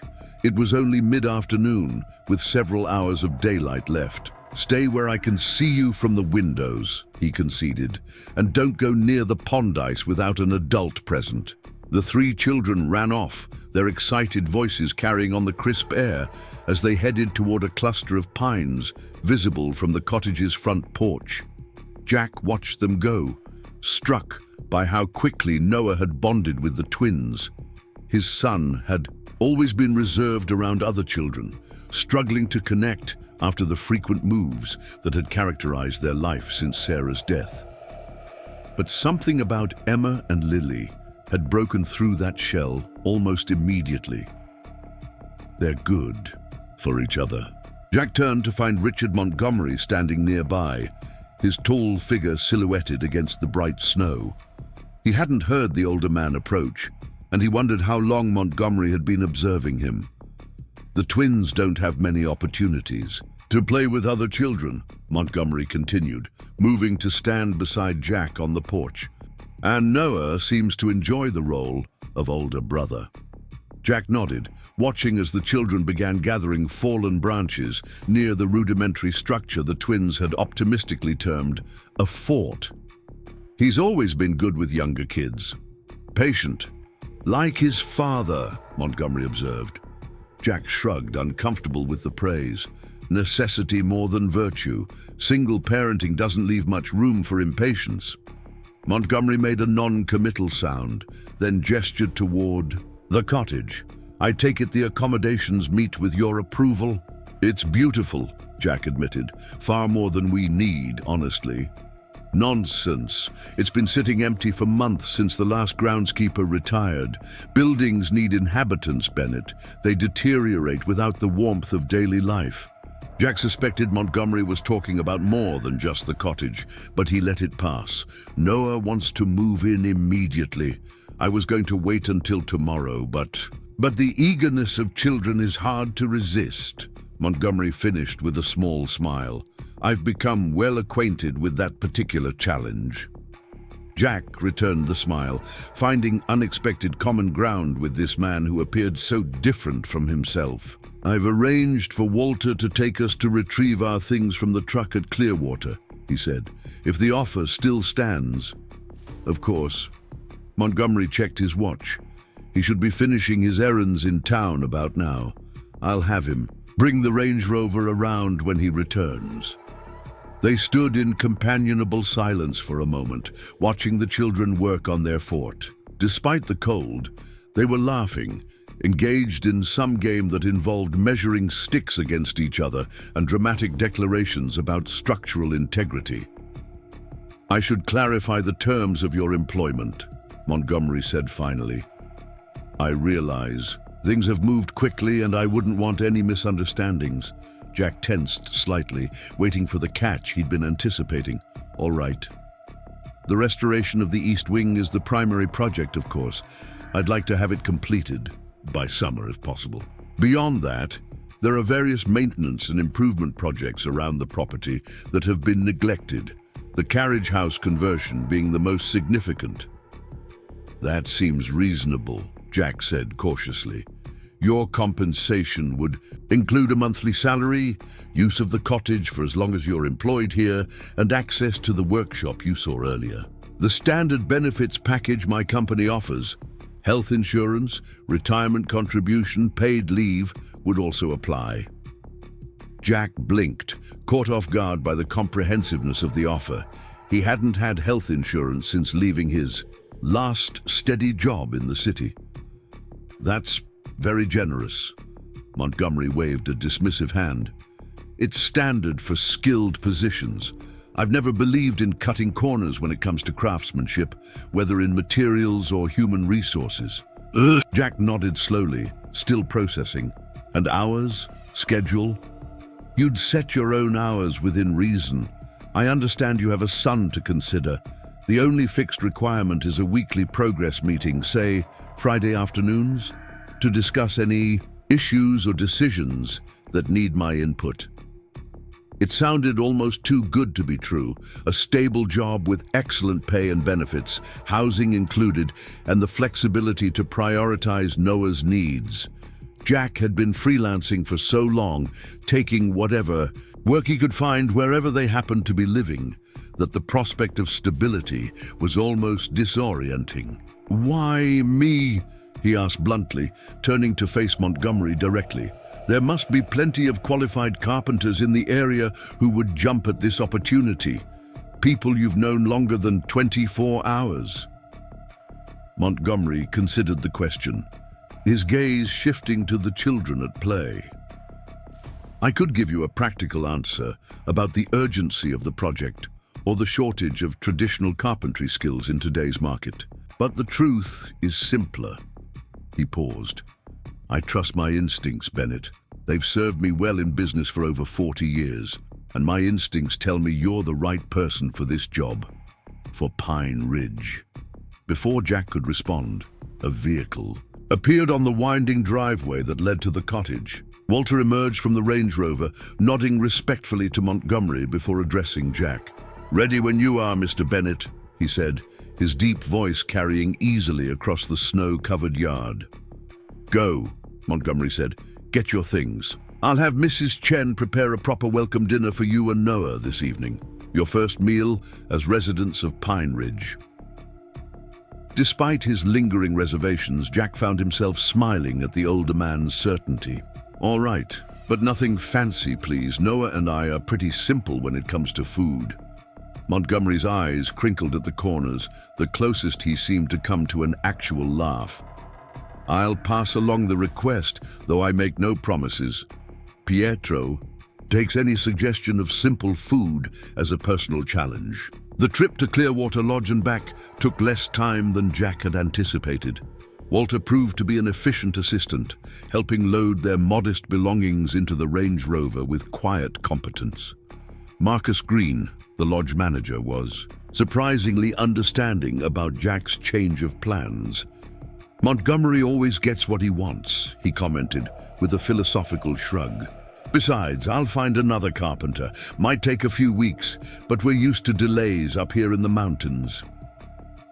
By early evening, Jack and Noah were settled into the cottage, their few possessions making barely a dent in the spacious rooms. Noah had claimed the smaller of the two bedrooms, arranging his books and the framed photo of his mother on the bedside table with careful precision. Jack unpacked his own things with less ceremony, struck by how little they had to show for their years of moving from place to place. Sarah's death had marked the beginning of a period of shedding. Possessions, connections, anything that wasn't absolutely necessary had been left behind in their constant search for a fresh start. Perhaps, he reflected, it was time to start. Accumulating again. Not things necessarily, but experiences, relationships, roots. A knock at the door interrupted his thoughts. He opened it to find Mrs. Chen, bearing a large basket covered with a checkered cloth.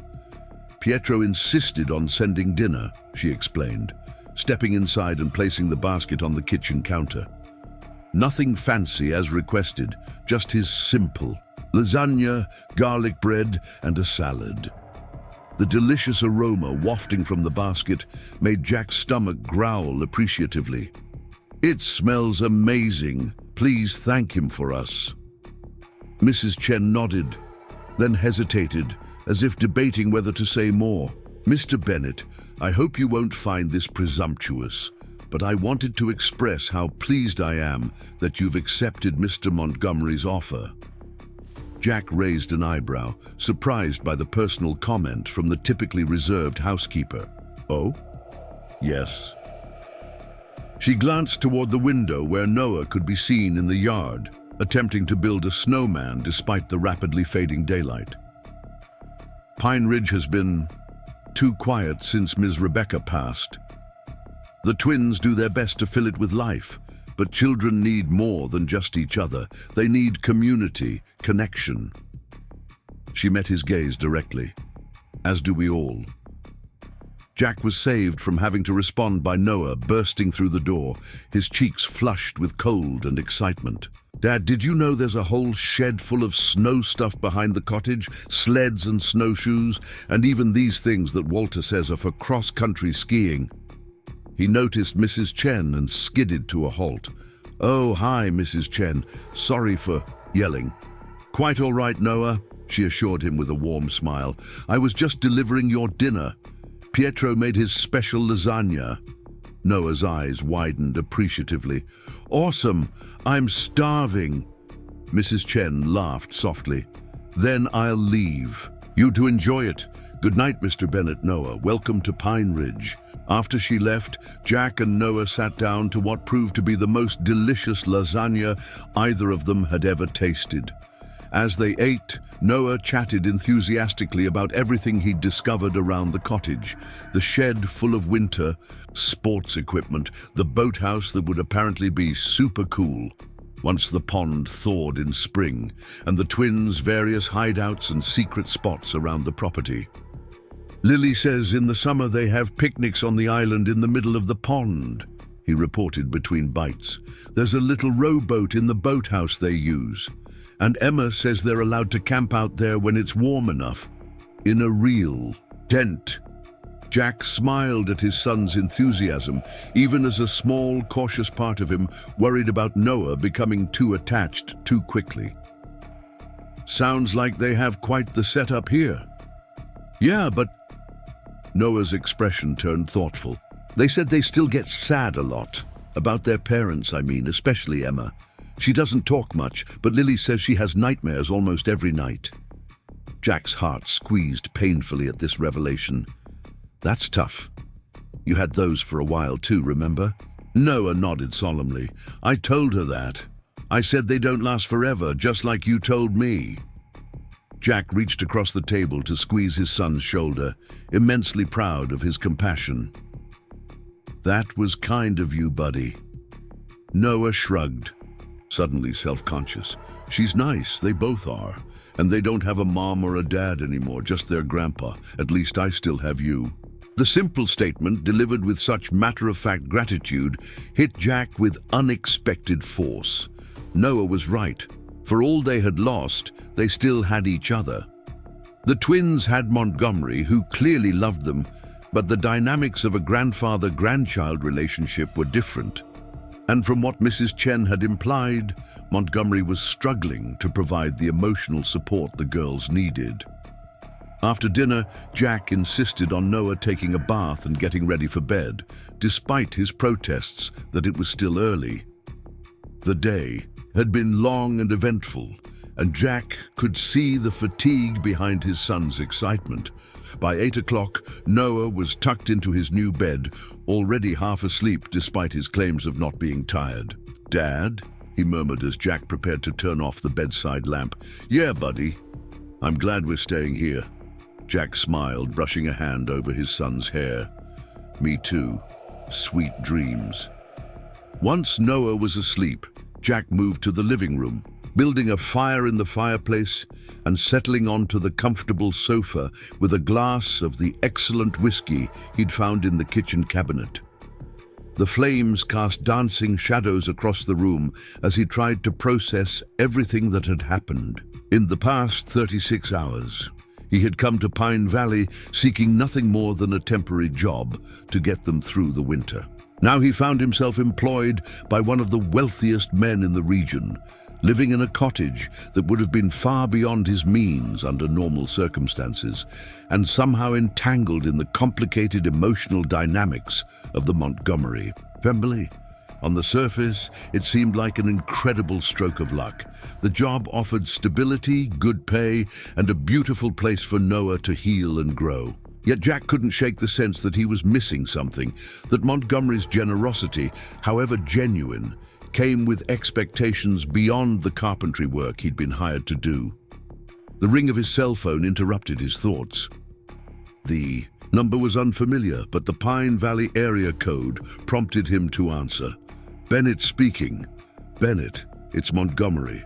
I hope I'm not disturbing your evening." Jack sat up straighter, surprised by the call. "No, sir. Noah's just gone to bed." "Good, good." There was a brief pause. "I wanted to check that you and Noah found everything you need at the cottage." "More than enough, thank you. The dinner was excellent, too." "Pietro will be pleased to hear it. He takes great pride in his cooking." Another pause. "The real reason I'm calling is to discuss Noah's schooling. The local elementary reopens tomorrow after being closed for the storm. I took the liberty of contacting the principal to inform her of Noah's arrival in the district." Jack frowned, his earlier irritation at Montgomery's presumption returning. "That wasn't necessary. I planned to handle that myself." "Of course," Montgomery said smoothly. "I merely wanted to ensure they were expecting him. Small towns can be bureaucratically challenging without the right introductions." Jack doubted that was the whole truth, but he let it pass. "I appreciate the thought, but in the future, I'd prefer to manage Noah's affairs myself." "Understood." Montgomery's tone gave nothing away. "In any case, Principal Vargas is expecting you tomorrow morning at 8:30 if you wish to enroll Noah.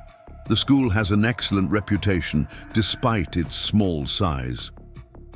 "We'll be there," Jack confirmed, making a mental note to have a more comprehensive conversation with Montgomery about boundaries. Was there anything else? "Just one more thing. The twins are quite excited about Noah's arrival and have asked if he might ride to school with them tomorrow. Walter drives them each. Dan would be happy to include Noah in the regular route." Jack hesitated. On one hand, it made practical sense. The school was in town, a good 15-minute drive from Pine Ridge, and he'd need to get started on assessing the East Wing renovation. On the other hand, accepting too much assistance too quickly felt like surrendering a degree of independence he wasn't ready to relinquish. "I think I should take Noah myself on his first day," he said finally. "Help him get oriented, meet his teacher. But perhaps afterward, if the arrangement works out, the shared rides would make sense." "A reasonable approach," Montgomery agreed. "I'll let Walter know to expect only the twins tomorrow morning then." After ending the call, Jack returned to the fire, watching the flames dance as he sipped his whiskey. Outside, snow had begun to fall again, light flurries that drifted past the windows like scattered stardust. The cottage was quiet, save for the occasional crackle from the fireplace and the distant muffled sound of the wind in the pines. It was peaceful in a way their life hadn't been for years, yet peace, Jack had learned, could be deceptive. A temporary lull rather than a permanent state. He wondered how long this particular peace would last and what complications lay beneath the surface of this seemingly idyllic situation. His gaze fell on a framed photograph he'd placed on the mantelpiece earlier. Sarah holding a 3-year-old. Noah at the beach, both of them laughing as waves crashed around their ankles. It had been taken during their last vacation as a family, just months before her diagnosis. Jack studied her face, wondering what she would make of their current circumstances. "I'm trying, Sarah," he whispered to the empty room. "I'm trying to give him stability, a chance to be a kid again. I hope this is the right move." The photograph offered no answers, but as he sat there in the warm glow of the fire, Jack felt something he hadn't experienced in a long time, a cautious sense of optimism, a feeling that perhaps this unexpected detour might lead somewhere worth going. Morning arrived with a clarity that seemed almost supernatural after the previous day's storms. Jack woke early, momentarily disoriented by the unfamiliar surroundings before remembering where they were. He lay still for a moment, listening to the profound silence of the mountains, a quiet so complete it seemed to have physical presence. By the time Noah stumbled bleary-eyed into the kitchen, Jack had coffee brewing and was exploring the contents of the refrigerator. "Morning, sleepyhead. Ready for your first day at the new school?"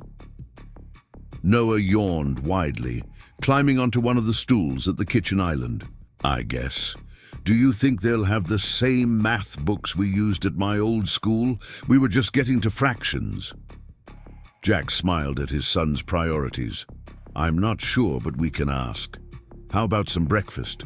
Looks like we've got eggs, bacon, pancake mix. Pretty much everything." "Pancakes," Noah decided immediately. "With chocolate chips, there's a bag in that cabinet over there." Jack raised an eyebrow. "You've already explored the food supplies?" Noah shrugged, the picture of innocence. I was hungry after my bath last night. Just looking, not eating. As Jack prepared breakfast, Noah chatted about his plans for the day, meeting his new teacher, finding out if the school had a science club like his old one, showing the twins the fossil he'd brought in his backpack. His nervousness about the new situation was evident in his rapid-fire speech. But there was excitement there too, a readiness for new experiences that Jack was relieved to see. They were just finishing breakfast when another knock came at the door. Jack opened it to find Lily and Emma on the doorstep once again, this time dressed in what appeared to be school uniforms, navy blue pleated skirts, white blouses, and matching cardigans with an embroidered crest. "Good morning, Mr. Bennett," Lily chirped, bouncing slightly on her toes. "Is Noah ready? We wanted to show him something before Walter takes us to school." "He's just finishing breakfast," Jack explained, stepping back to let them in. "And I'll actually be driving Noah today for his first day, but thank you for the offer." The twins exchanged a glance that Jack was beginning to recognize as their silent communication method. "That's okay," Emma said after a moment. "But can he still come see what we found? It won't take long." Noah appeared beside Jack, curious. "What did you find?" "A fox den!" Lily exclaimed, "under the big fallen log near the boathouse. We saw the mother fox this morning when we were walking Pepper." "Pepper?" Jack questioned. "Our dog," Emma explained. "He's old and mostly sleeps by the fireplace, but Grandpa says he needs regular walks or he'll get too stiff." Jack checked his watch. They had time before they needed to leave for their appointment with the principal. "All right, a quick look at the fox den, but then we need to get going." The children ran ahead while Jack followed at a more sedate pace, zipping his jacket against the morning chill. The temperature had dropped overnight, turning the fresh snow into a crisp, glittering blanket that crunched satisfyingly underfoot. He could hear the twins pointing out landmarks to Noah as they went. The best climbing tree, the spot where wild strawberries grew in summer, the rock that looked like a turtle if you squinted. It struck Jack that despite their privileged upbringing, the twins had a refreshingly ordinary childhood in many ways. They played outdoors, built forts, knew where the local wildlife made their homes. Montgomery might be wealthy beyond most people's imagining, but he'd apparently ensured his granddaughters remained grounded in the simple joys of rural life. The fox den turned out to be exactly where the twins had described, a hollow beneath a massive fallen pine near the frozen pond. The children crouched at a respectful distance, whispering excitedly as they pointed out the subtle signs of habitation. Paw, prints in the snow, tufts of russet fur caught on the rough bark. "Walter says we can't get too close, or the mother might abandon her babies," Emma explained seriously to Noah. "But in spring, sometimes the kits play right out in the open." "Mom took pictures last year," Lily added, then immediately fell silent, her expression clouding. Jack recognized the slip immediately, the easy reference to a mother who was no longer there, followed by the sharp remembrance of loss. He'd seen Noah make the same mistake countless times in the early days after Sarah's death. Noah, with the instinctive understanding born of shared experience, quickly filled the awkward silence. "That's really cool. At our old apartment, all we had were pigeons, and they weren't even friendly ones." Emma giggled, the moment of sadness passing. "Pigeons are just sky rats. That's what Pietro says." Jack glanced at his watch again, reluctant to interrupt but aware of their schedule. "We should head back, guys. Noah and I need to get to the school, and you two probably need to finish getting ready." The children groaned in unified disappointment, but didn't argue. As they walked back to the cottage, Jack noticed Noah naturally, falling into step between the twins, listening intently as they described the various wildlife they'd spotted around Pine Ridge over the years. It was good, Jack reflected, watching the easy camaraderie developing between the three children. Noah needed this, friends his own age, a connection to place, the simple joy of childhood discoveries. Whatever complications might arise from their arrangement with Montgomery, seeing his son flourish was worth navigating those challenges. Back at the cottage, Jack helped Noah gather his school supplies and guided him through a quick toothbrushing, all while fielding rapid-fire questions from the twins about Noah's previous school, his favorite subjects, and whether he'd ever had a pet. He hadn't. As they prepared to leave, Walter appeared at the cottage door, ready to drive the twins to school. The distinguished chauffeur greeted Jack and Noah with polite reserve, then herded the girls toward the waiting Range Rover with practiced efficiency. "We'll see you at school, Noah," Lily called as she climbed into the vehicle. "Look for us at lunch. We always sit by the window in the corner." "Okay," Noah waved back, his earlier nervousness seemingly forgotten in the excitement of having ready-made friends waiting for him.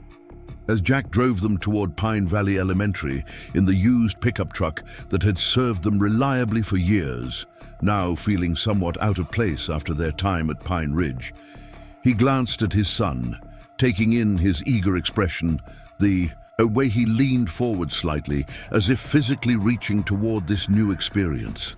"You ready for this, buddy?" he asked quietly. Noah nodded, his face serious but determined. "I think so. The twins say the teachers are nice, and they have a really good science program." "That's great.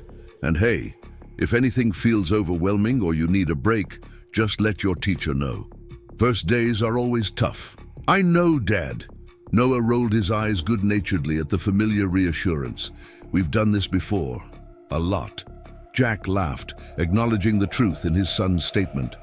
They had indeed done this before, too many times. But something told him this particular first day might be the start of something different, something lasting. As they pulled up to the small but well-maintained school building, Jack caught sight of Montgomery's Range Rover already parked in the lot, Walter standing beside it as the twins emerged in their matching uniforms.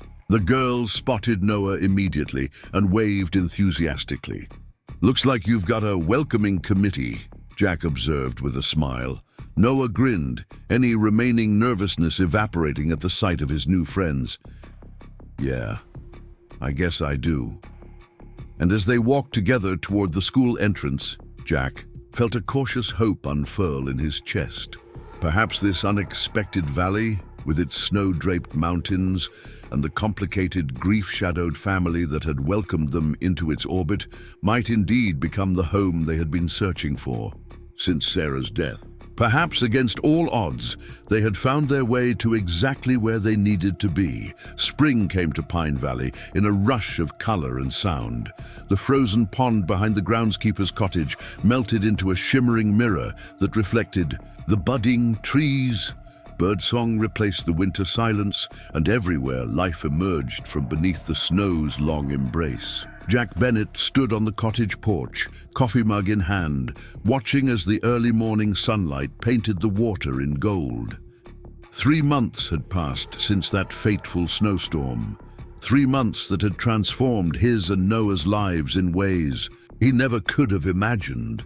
The treehouse was nearly complete. It stood proudly among 3 sturdy oaks near the pond's edge, a testament to careful planning and skilled craftsmanship. Noah, Emma, and Lily had been enthusiastic participants in its creation, learning to sand wood, measure precisely, and even hammer nails under Jack's patient guidance. The structure was simple but beautiful, one main room with windows on all sides, a small covered porch, and a rope ladder that could be pulled up for privacy. Jack had insisted on proper railings and structural supports that would ensure the children's safety, but otherwise had let their imaginations guide the design. "Dad, the pancakes are burning," Noah's voice called from inside the cottage, breaking Jack's reverie. Jack smiled, taking a final sip of coffee before heading back inside. Noah stood at the stove, spatula in hand, looking both concerned and amused at the slightly too brown pancake on the griddle. "Just golden brown with extra character," Jack declared, sliding the pancake onto a waiting plate. "The twins won't mind. They'll be too excited about the tree house. Today was the official grand opening of the treehouse, a celebration that had been planned with all the seriousness of a state function. The twins were bringing a picnic lunch prepared by Pietro. Noah had created hand-drawn invitations for Montgomery and Mrs. Chen, and Jack had crafted a special wooden plaque bearing the structure's official name, Triple Trouble Treehouse, a nod to the 3 children who would claim it as their domain. As if summoned by his thoughts, the sound of approaching voices drifted through the open windows. The twins appeared on the path from the main house, Montgomery and Mrs. Chen following at a more sedate pace behind them. Lily waved excitedly when she spotted Jack through the window, while Emma carefully balanced what appeared to be an enormous picnic basket. "They're here!" Noah announced unnecessarily, abandoning his post at the stove to rush to the door. The ensuing chaos of greetings, exclamations over the pancakes, and debates about whether breakfast or the treehouse inauguration should come first filled the cottage with the kind of joyful noise that had once been rare in Jack's life. He caught Montgomery's eye over the children's heads, exchanging a look of amused understanding. In the months since they'd arrived at Pine Ridge, a genuine friendship had developed between the 2 men, bridging their differences in background and circumstance. "The craftsmanship is excellent," Montgomery commented later as they stood beneath the treehouse, watching the children arrange their belongings inside with great ceremony. "You've created something that will last." Jack nodded, pleased by the compliment. That was the goal, something solid they can enjoy for years to come. Montgomery's expression softened as he watched his granddaughters. They've flourished these past months, both of them, but especially Emma. She smiles more, talks more. Even her nightmares have decreased. "Noah too," Jack agreed. "This place, this stability, it's been good for him, for both of us." They stood in companionable silence, 2 men from vastly different worlds, united by a shared priority, the children in their care. The renovation of Pine Ridge's East Wing was progressing well, with Jack's skilled work breathing new life into rooms that had stood empty for too long. But this project, this simple wooden structure built for 3 children to play in, held a different kind of significance. "You know," Montgomery said after a moment, his voice thoughtful, "when Rebecca and Daniel died, I thought I had failed them completely. Not just in life, I was hardly the father she deserved, but in death as well. I had no idea how to raise their children, how to help them through their grief when I could barely manage my own." Jack remained silent, sensing that Montgomery rarely spoke so openly and needed no interruption.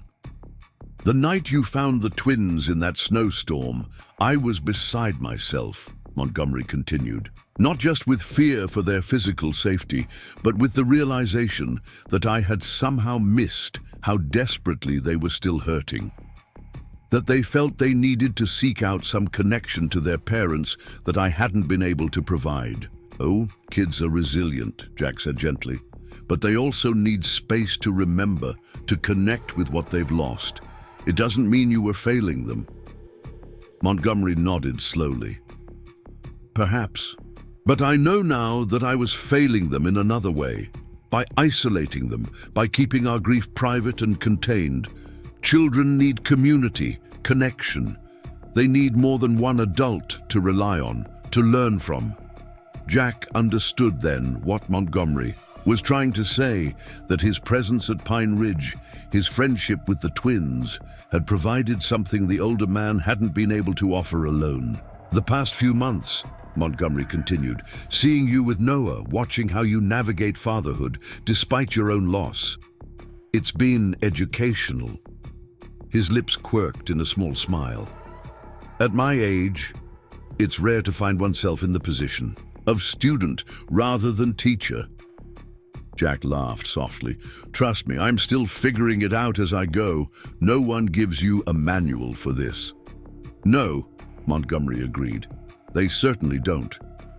He hesitated, then added, which is why I'm particularly grateful for your influence on the twins. You've shown them that grief can be carried without being consumed by it, that life continues, even expands after loss. The simple acknowledgement touched Jack deeply. He had never set out to be an example to anyone. He'd just been trying to do his best for Noah, to create a life for them that honored Sarah's memory while allowing them both to move forward. Their conversation was interrupted by Lily's head popping out of the treehouse window. "Grandpa, Mr. Bennett, you have to come see. We've organized everything perfectly." Montgomery raised an eyebrow at Jack. "I believe we're being summoned. After you." Jack gestured to the rope ladder with a grin. Montgomery eyed the ladder skeptically. "I'm not certain my dignity will survive the ascent, but for those girls, I suppose I'm willing to risk it." The sight of Richard Montgomery, titan of industry and pillar of the community, cautiously climbing a rope ladder into a treehouse while wearing Italian loafers would have been amusing enough. The added image of Mrs. Chen standing below, arms crossed and expression torn between concern and exasperation, made it one Jack knew he would remember for years to come. Inside the treehouse, the children had indeed organized everything with painstaking precision. 3 cushions formed a seating area around a small table fashioned from a tree stump. Shelves built into the walls held books, treasured rocks and pine cones, and a jar of colored pencils. A map of Pine Ridge drawn by Noah hung on one wall, marking their favorite spots around the property with colorful symbols. "This is where we'll have our club meetings," Lily explained seriously, "and read books and plan expeditions. And we can watch for birds and deer," Emma added, pointing out the windows that offered views in all directions. "Walter says if we're really quiet at dawn, sometimes you can see foxes too." Montgomery settled carefully onto one of the cushions, looking both out of place and perfectly at home, as the twins showed him each thoughtfully arranged detail of their new domain. Jack watched from the doorway, struck by the tableau before him. This powerful, complicated man who had once seemed so formidable, now fully engaged in his granddaughter's world, honoring their creations with genuine interest. The rest of the day unfolded in a pleasant haze of food, laughter, and the simple joy of being together. Pietro's picnic proved to be a feast worthy of the occasion, with everything from finger sandwiches to miniature fruit tarts. The children alternated between eating ravenously and dashing off to show some new feature of the treehouse or collect interesting items from around the pond. As afternoon stretched toward evening, Noah approached Jack with an expression of hopeful determination he recognized all too well.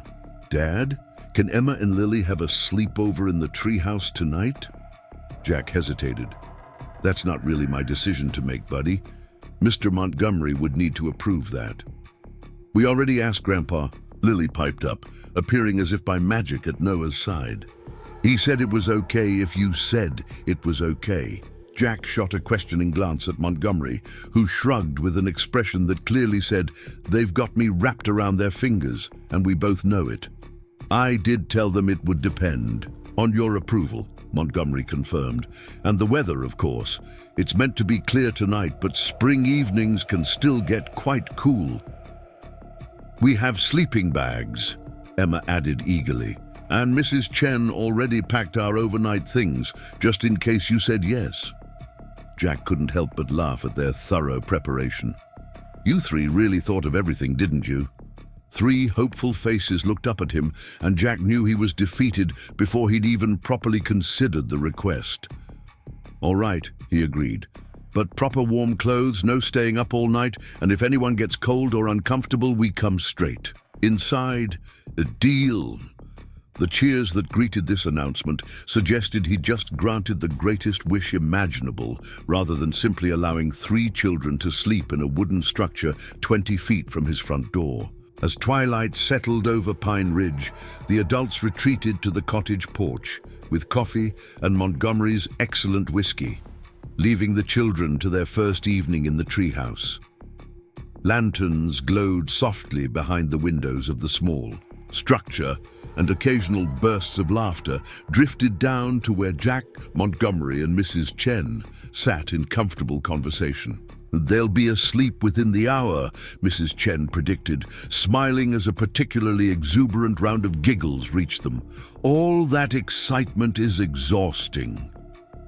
"I'm not sure I'll sleep at all," Montgomery admitted, "though I know they're perfectly safe." Jack understood the feeling. "I'll keep the cottage windows open so I can hear if they need anything." He glanced at the older man. "But they'll be fine. That treehouse is sturdy enough to withstand a hurricane, and they're 20 feet from the door." Montgomery nodded, his gaze still fixed on the glowing windows. "I know. It's not rational, this worry, after you've nearly lost someone once. You never quite get over the fear of it happening again." Jack finished quietly. "Precisely." Montgomery took a sip of his whiskey, then changed the subject. "The library ceiling is coming along nicely. I was impressed with how you matched the original plasterwork." Jack smiled at the shift to safer conversational ground. "I found a specialist in Redford County who still practices traditional techniques. He's been teaching me as we go. Remarkable craftsmanship from another era." They talked shop for a while, discussing the progress of the East Wing renovation, the challenges of sourcing period-appropriate materials, the satisfaction of bringing neglected spaces back to life. Mrs. Chen eventually excused herself to return to the main house, leaving the two men alone on the porch as true darkness settled over Pine Ridge. Above them, stars emerged in a clear sky, and a three-quarter moon cast silver light across the pond surface. From the treehouse, the children's voices had quieted to occasional murmurs, suggesting that Mrs. Chen's prediction about their energy levels had been accurate. "I've been meaning to ask you something," Montgomery said after a comfortable silence. "The carriage house conversion is next on our project list. I've been thinking it should become a proper woodworking studio, not just for the Pine Ridge restoration, but as a place where traditional craftsmanship could be taught, preserved." Jack raised an eyebrow, intrigued. "That's a significant undertaking, more than just a personal workshop." Montgomery nodded. "Indeed. It would require someone with both technical skill and teaching ability to oversee it, someone who understands the value of these disappearing arts." "You have someone in mind?" Jack asked, though he was beginning to suspect where this conversation was headed. "I do." Montgomery turned to face him directly. "You've proven yourself not just as a craftsman, but as a teacher. I've seen how you work with the children, how you've mentored the contractors assisting with the East Wing. You have a gift for sharing knowledge, for inspiring others to value quality and tradition." Jack was momentarily speechless. The proposal was unexpected and far more significant than anything he'd anticipated when accepting the renovation job. "I'm flattered, but that's a major commitment, beyond the scope of our original agreement." "Of course," Montgomery acknowledged. "It would involve a more permanent position, a larger salary, potentially bringing in apprentices and students from local colleges. An investment in the future, not just restoration of the past." The offer was tempting, more than tempting.